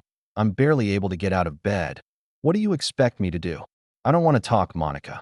I'm tired of you playing the victim like you're so innocent in this. Get over yourself. You're exhausting and it's getting harder to deal with. Me? What have I done, Monica? I've cooked for y'all, cleaned up after y'all, always try to be nice. And neither of you do anything for me. If anything, you're exhausting. You're 24. You've got a degree, you won't even use it. Be real. Stop texting me good night. I cried. I always looked up to both of them, even after everything. But this was my breaking point. So here's where we're at now. Casey left the next morning to go stay with a friend. She's been texting and calling my parents, begging them to reconsider, but they're standing firm. If she wants to be part of this family, she needs therapy first, no exceptions. As for Monica, we haven't spoken since those texts. My mom noticed and asked what was going on, but I told her to ask her daughter because I had nothing to say. I've officially uninvited both Monica and Casey from my baby shower. Neither of them will be involved with my baby, and my mom said it's my decision. So no Aunt Monica, no cousin Casey, my dad's standing firm too. No more excuses, no more drama. And me? I'm focusing on my pregnancy, my business, and reclaiming my peace. This is supposed to be a happy time for me, and I'm done letting them take that away. I deserve to be excited about this baby without guilt. Thank you to everyone who's been so kind, offered advice, and reminded me I don't have to tolerate this treatment. It means more than you know. If anything else happens, I'll keep y'all updated. Comments. Commenter 1. When I had my daughter, I was hit with the absolute fact that this was a person. I had made a person, and OMG, that made me a person, too. And I knew I could no longer allow people to treat me like I wasn't a person, because my daughter would grow up thinking that I'm not a person. And by extension, she wasn't a person either. I stand up for myself, talk back, refuse denial of facts, and do what I know is right for us. And she sees that, you'll see it, too. And your baby will thrive on it. Reply. Thank you for sharing this, it really moved me. I love how you connected your own sense of worth and agency to the example you're setting for your daughter. It's such a powerful reminder that how we treat ourselves shapes how our children see themselves. I'm taking this to heart. And I hope to be that kind of strength and example for my little one. 2. Commenter 2. She cannot ever come back in the house again or live with you or ever see the baby. I fear for you and your baby's lives. I really do. What was she going to do to you if she got into your room? If one more incident happens, you must go to the police and get an intervention order. Please, reply. Thank you, I honestly appreciate your concern. It's scary to even think about what could have happened if she'd gotten into my room. She's completely crossed a line. And she won't be coming back into our lives or near my baby. If anything else happens, I won't hesitate to involve the police and get a protective order. My baby's safety comes first. Always. Commenter 3. Glad your father woke up to what Casey has been doing. As for your sister, just stay away from her. Put her on read. Don't answer calls. Keep your baby away from these toxic girls. Commenter 4. Show the text from your sister to your mother. Your sister needs a wake-up call, and getting it from your parents is richly deserved. ETA. Not holding your sister accountable is you tolerating her behavior towards you. Reply. I've already shown the text to my mom, and they're starting to see the reality of what's been happening. It's painful, but it's clear my sister needs that wake-up call. Update 2. Aita for ruining my cousin's life by existing, being pregnant, and allegedly stealing her baby name. Hey Reddit, it's been a minute. I wanted to give y'all one last update because so much has happened since my last post, and honestly, life has done a full 180. Quick recap for anyone new. My cousin Casey accused me of stealing her baby name, which was actually our grandma's name. Things blew up, and my sister Monica took her side. Casey got kicked out after showing up drunk and banging on my door at 1 a.m. And Monica told me I was playing the victim. I ended up uninviting both of them from my baby shower and cutting contact. Now for the good stuff, the baby shower and the fallout. My baby shower went beautifully, full of love, laughter, and zero drama, thankfully. Everyone who came was genuinely happy for me, my mom, dad, and a few close friends really showed up and made it feel special. Monica and Casey didn't come, obviously. But here's the kicker, they moved out together shortly after everything went down. Apparently, they thought living together would be a fresh start and said they didn't want to live with a moody teenage mom. El Mayo, let's just say reality hit fast. Neither of them kept a stable job, bills started piling up, and now they're struggling to stay above water, from what I hear. It's been a lot of blaming each other and crying to whoever will listen. I'm not gloating, but karma really has a way of humbling people. Life now. My sweet baby girl was born August 25th at 11:01 a.m. Weighing 8 pounds 9 ounces, she's almost 3 months old now, the happiest, chunkiest little mama, and truly the light of my life. I can't believe how fast she's growing. I've since moved out and got my own place with my boyfriend, now fiancé. He proposed at the baby shower, and it still doesn't feel real sometimes. He's been my rock through all of this. I also started nursing school, and I'm thriving. Balancing school, motherhood, and my growing business has been a lot, but it's worth every second. My business is doing better than ever, literally growing by the hour. My mom's loving having the house to herself, and I'm just thankful to finally sleep with both eyes closed, no more worrying about someone trying to kick down my door at 1 a.m. Mentally, I won't lie and say everything's perfect. I still have moments where I replay the drama or feel hurt by how it all ended. But overall, I'm okay. I'm healing, focusing on my baby, and learning to be proud of how far I've come. Life feels calm now, peaceful, even, and that's all I ever wanted.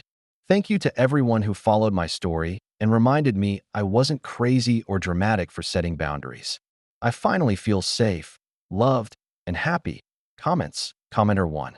Nursing school. As for Casey and Monica, they made their bed. Now they gotta lay in it.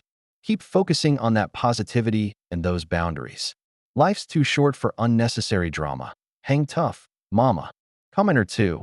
The thing that's been completely glossed over is why it took your parents over 10 years to intervene. For years she's done this to you and made your life misery, and they allowed it. Why are you not more angry at them? They've neglected you for years. Your dad finally standing up for you doesn't erase all that neglect. They're fucking terrible parents. Commenter 3. On one hand, I truly believe this entire series of posts is nothing more than rage bait from some sad, middle-aged rando who wanted to add a little spice to their life since they don't have anyone else willing to interact with them other than Redditors. But then I remember the first post where Opie goes on about how smart they are graduating HS early. And I think, yep, sounds like a teenager. I read about Opie getting pregnant at 18 and being so happy about it. And think, yep, sounds like a teenager. Then I read Opie's fiancé proposes at their baby shower, and my thought is, how hell yeah? This is 100% the most uninspired teenager proposal a kid could come up with, so this has to be real. But then I find myself wondering, how do they afford to be so financially independent? So young, while Opie is in school with a kid, do one of the teen parents own 100 McDonald's franchises? I mean, it would be really rich if Opie's parents or in-laws are financing their life, while she passes judgment on her sister, and yes, I recognize her cause was a bitch who needed a slap of reality across her face. You don't bite the hand that feeds you, obviously. But for me, the math ain't math in on basic finances. So then I wonder, where the heck does Opie live that a single income probably entry-ish, given the age support a family of 3 when diapers are involved? I know my brain works differently, but when I read these posts and my first thought is, none of this adds up or makes sense, that's what I focus on. Stories number 20. Entitled customer demands my mom give her free food after mom donated food to a women's shelter and soup kitchen. This happened back in 2018. And this is not my story, but rather that of my mom. She only told us about this a few days ago at my dad's birthday party, so thought I should maybe share it. Okay, so my family and I are immigrants from Poland. We moved here in 2006 after my dad received a job offer, due to his career as a chemical engineer. My mom previously worked as a model, as well having done some limited acting work, starring in a few TV shows as a minor character and commercials in Poland, Germany, and the Netherlands. Back when we lived in Europe, however, when we moved here, she decided she didn't want to continue her modeling or acting work here. Hence, she chose to study to become a baker. My dad still works for the same firm that sponsored him, and my mom now works as a manager at a bakery. Anyway, so the bakery my mom works at does this charity thing where they donate cupcakes, cookies, or brownies to a local soup kitchen and women's shelter. They do this every Saturday, I think. One evening in 2018, my mom was working the cash register. This woman, who I will call Jane from the women's shelter, arrived to pick up the brownies. My mom handed Jane the boxes of brownies and she left. Note that I don't actually know Jane's name, as mom never actually mentioned her name in her name. However, I just find it easier to refer to people by name. Hence, I chose to just call her Jane, as Jane left. The woman behind her, who I will call Karen, then came up to the counter, pointed at Jane as she was in the parking lot, and angrily asked, "Did you just give free food to that black woman?" My mom explained to her that the bakery's owner has an arrangement with a nearby soup kitchen and women's shelter to give them free goods, as well as this having been something that was arranged by the owner years ago. Karen then said something along the lines of, "Well, in that case, give me a box of brownies as well." My mom then packed a box of 12 brownies, but when she told Karen of the price, Karen was apparently offended that she was being charged. Karen then asked why she has to pay with others get special treatment.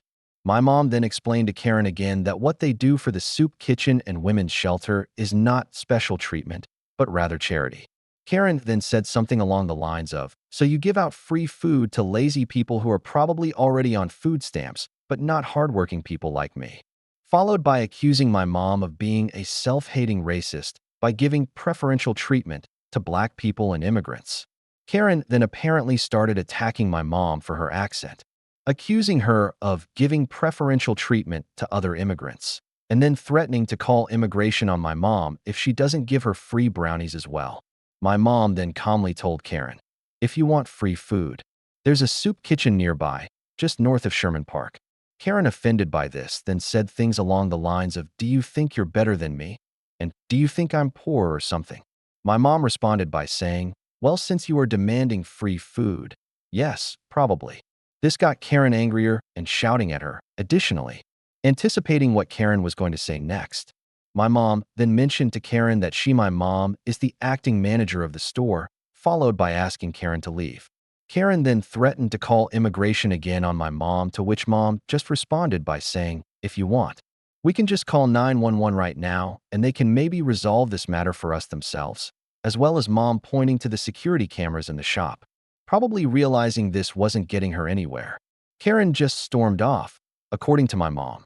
This is not the only time she's had to deal with a racist or rude customer or both, but definitely one of the most entitled ones she's ever dealt with. Comments. Commenter 1. Your mom handled that perfectly, calm, firm, and classy in the face of total ignorance. Commenter 2. Your mom telling her where the soup kitchen was so she could get free food was awesome. And Karen lady did some level 10 gymnastics to justify her demands. Karen, how dare you give free food to people abusing my tax money? Mom, go to the soup kitchen if you want free food. Karen, how dare you imply I'm poor? I'm not poor, I'm just greedy. Commenter 3. People are really weaponizing IC the way they used to turn in Jewish people in Germany. Commenter 4. Why would anyone assume or question whether someone was getting free food just because they didn't see them pay for it? People do prepay, especially for large orders. Stories number 21. My neighbor's dogs are making life miserable. And I finally snapped. Hands down the quietest day in our neighborhood in months. They've locked themselves up in their house all day. So the message has obviously been received. I can even hear a rooster crowing in the distance. Imagine appreciating the sound of a rooster. I'll update if anything changes, hoping for consistent consideration and a better situation for these poor dogs. I 42F live next door to a 26-year-old couple, newly married. New parents, renting the property, I own mine. For the first few months they lived here, things were pleasant enough. Polite hellos, casual chats, no drama. They have two high-energy dogs that are completely unsocialized. They spend all day either locked up inside or dumped in the backyard, barking at every sound or movement. When the baby was born, it somehow got worse. The dogs are outside for hours, barking nonstop, sometimes for 2 hours straight. At first, I thought it was just the baby adjustment phase. For months later, this is clearly their new normal. We're on a panhandle setup with 5 properties, so everyone's backyards are connected, meaning everyone hears it. I decided to talk to her. Big mistake. She immediately blamed other neighbors, said I was being unreasonable, and acted like I was suggesting animal cruelty for expecting the dogs to be managed. I have a high energy, reactive dog myself. He's walked daily, stimulated, and spends most of his time outside without causing chaos, so that logic didn't fly. We ended the talk agreeing she'd try to manage it, and I'd be patient. This past week has been the worst yet. The barking starts around 6 a.m. and goes on throughout the day. I can't garden, relax, or even play with my own dog without being met with 15 to 20 minutes of nonstop aggressive barking. Out of sheer frustration one morning, I told the dogs to move away from the fence. Not my best move, but I was at my limit. Later that day, I went shopping and left my 22-year-old son at home.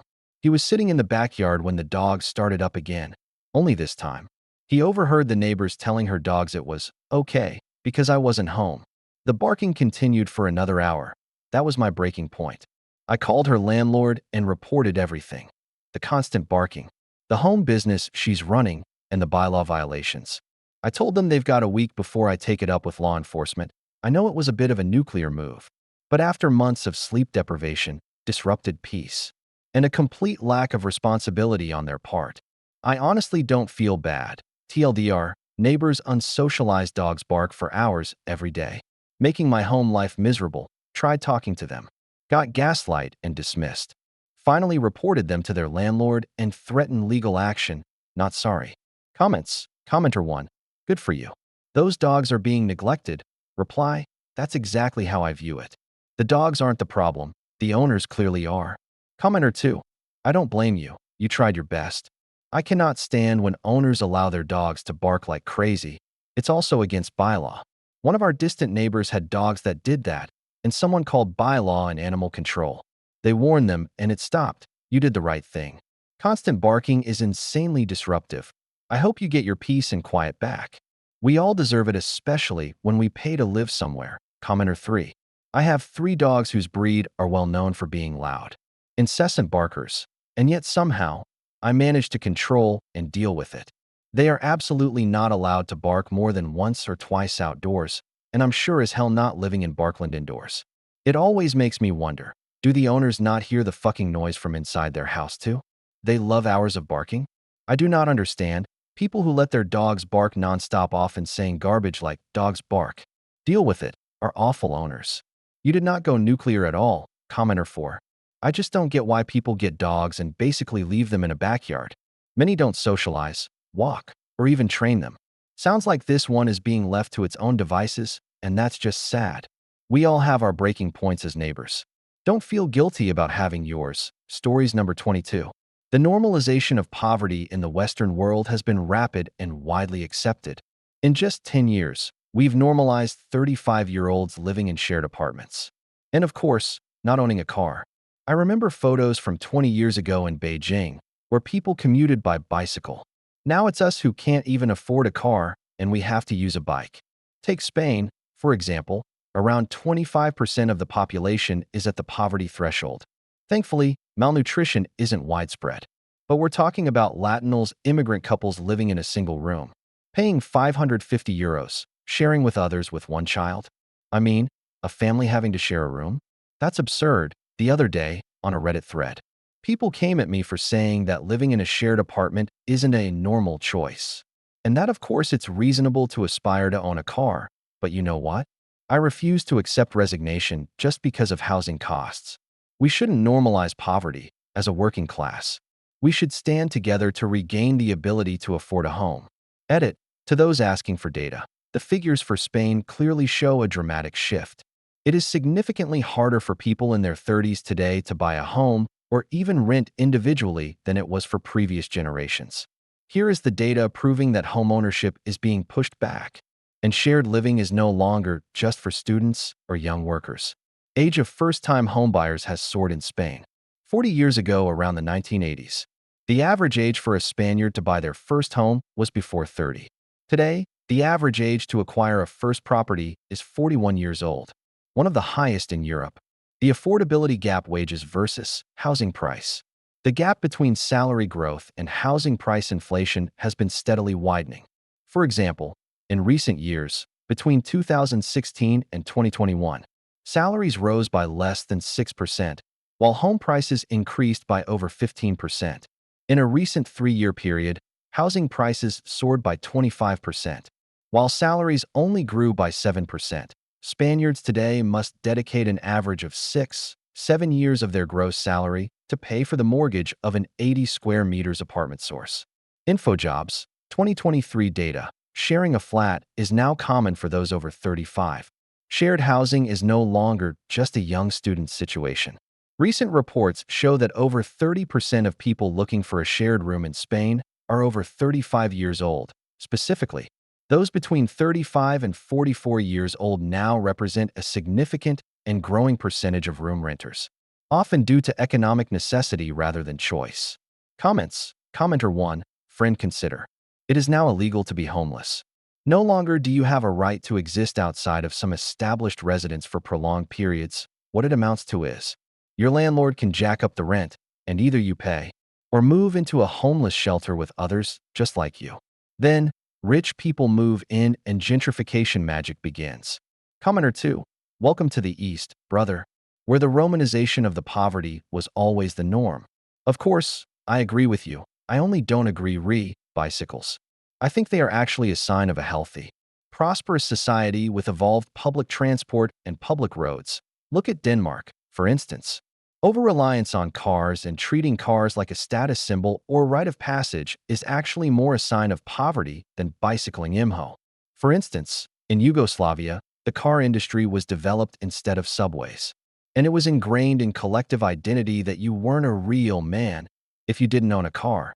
Now we have a decaying infrastructure, no car industry since the 1990s, record-breaking air pollution and terrible traffic congestion because everyone has to drive a car. Commenter 3. The problem is that it's not being normalized. The people with wealth are moving leaps and bounds ahead of others.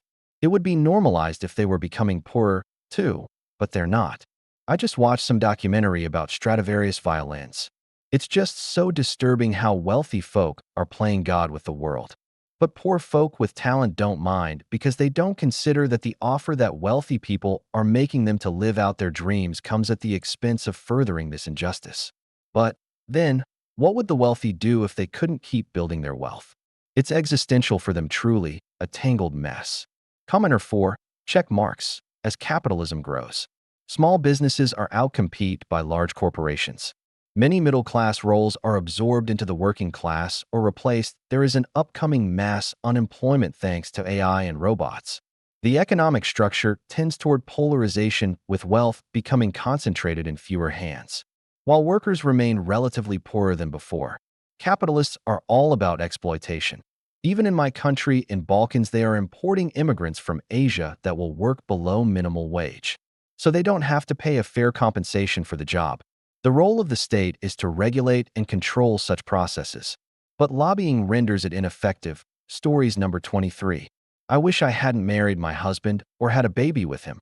2 weeks before I married my husband, he got super drunk and called me a bitch and said he hated me. I should have ran away at that point, but I loved him. And the next morning he sobbed and told me that he didn't even remember any of it and that he loves me more than anything.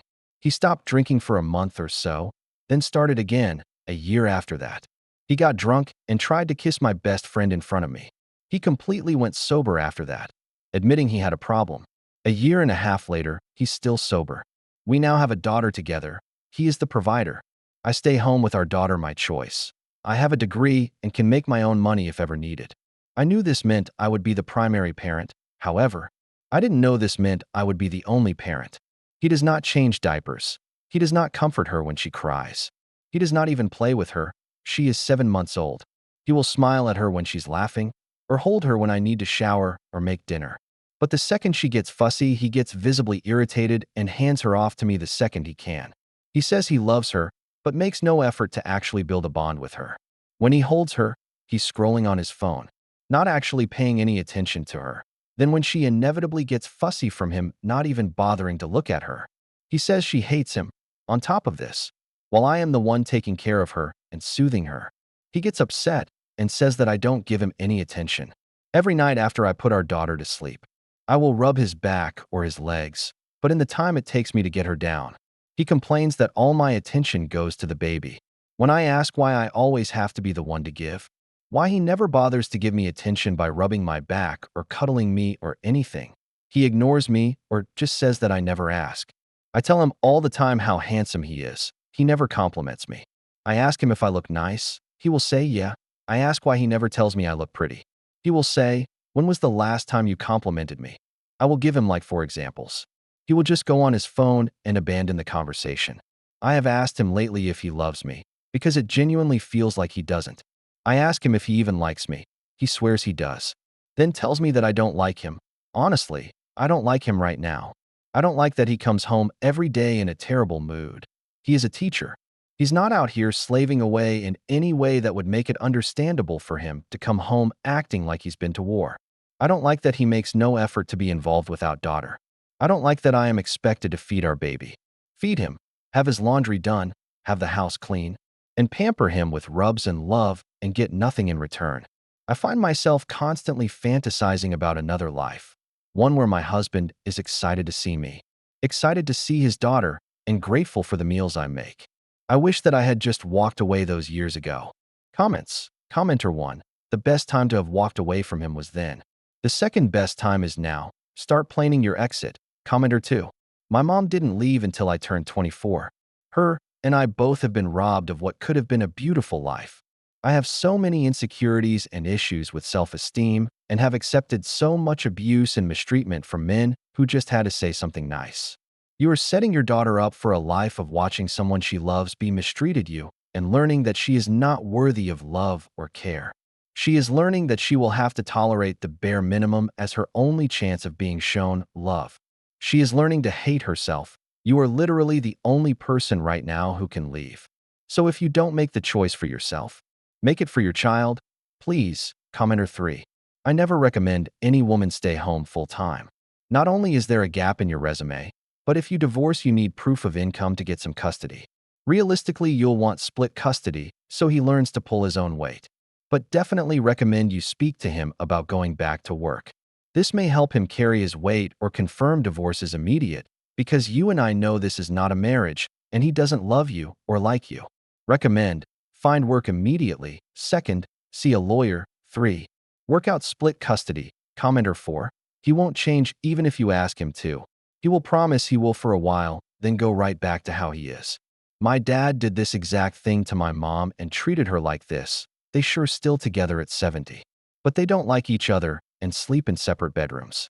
It was miserable for us kids growing up because we knew our dad had no interest in us and they didn't get along.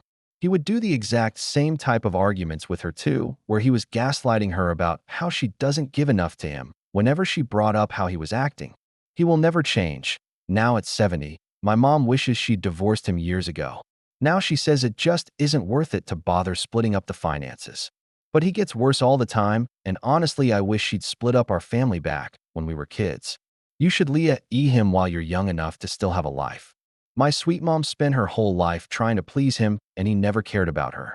Would complain about her cooking, wouldn't buy her birthday presents. Made her raise children on her own. It will never get better.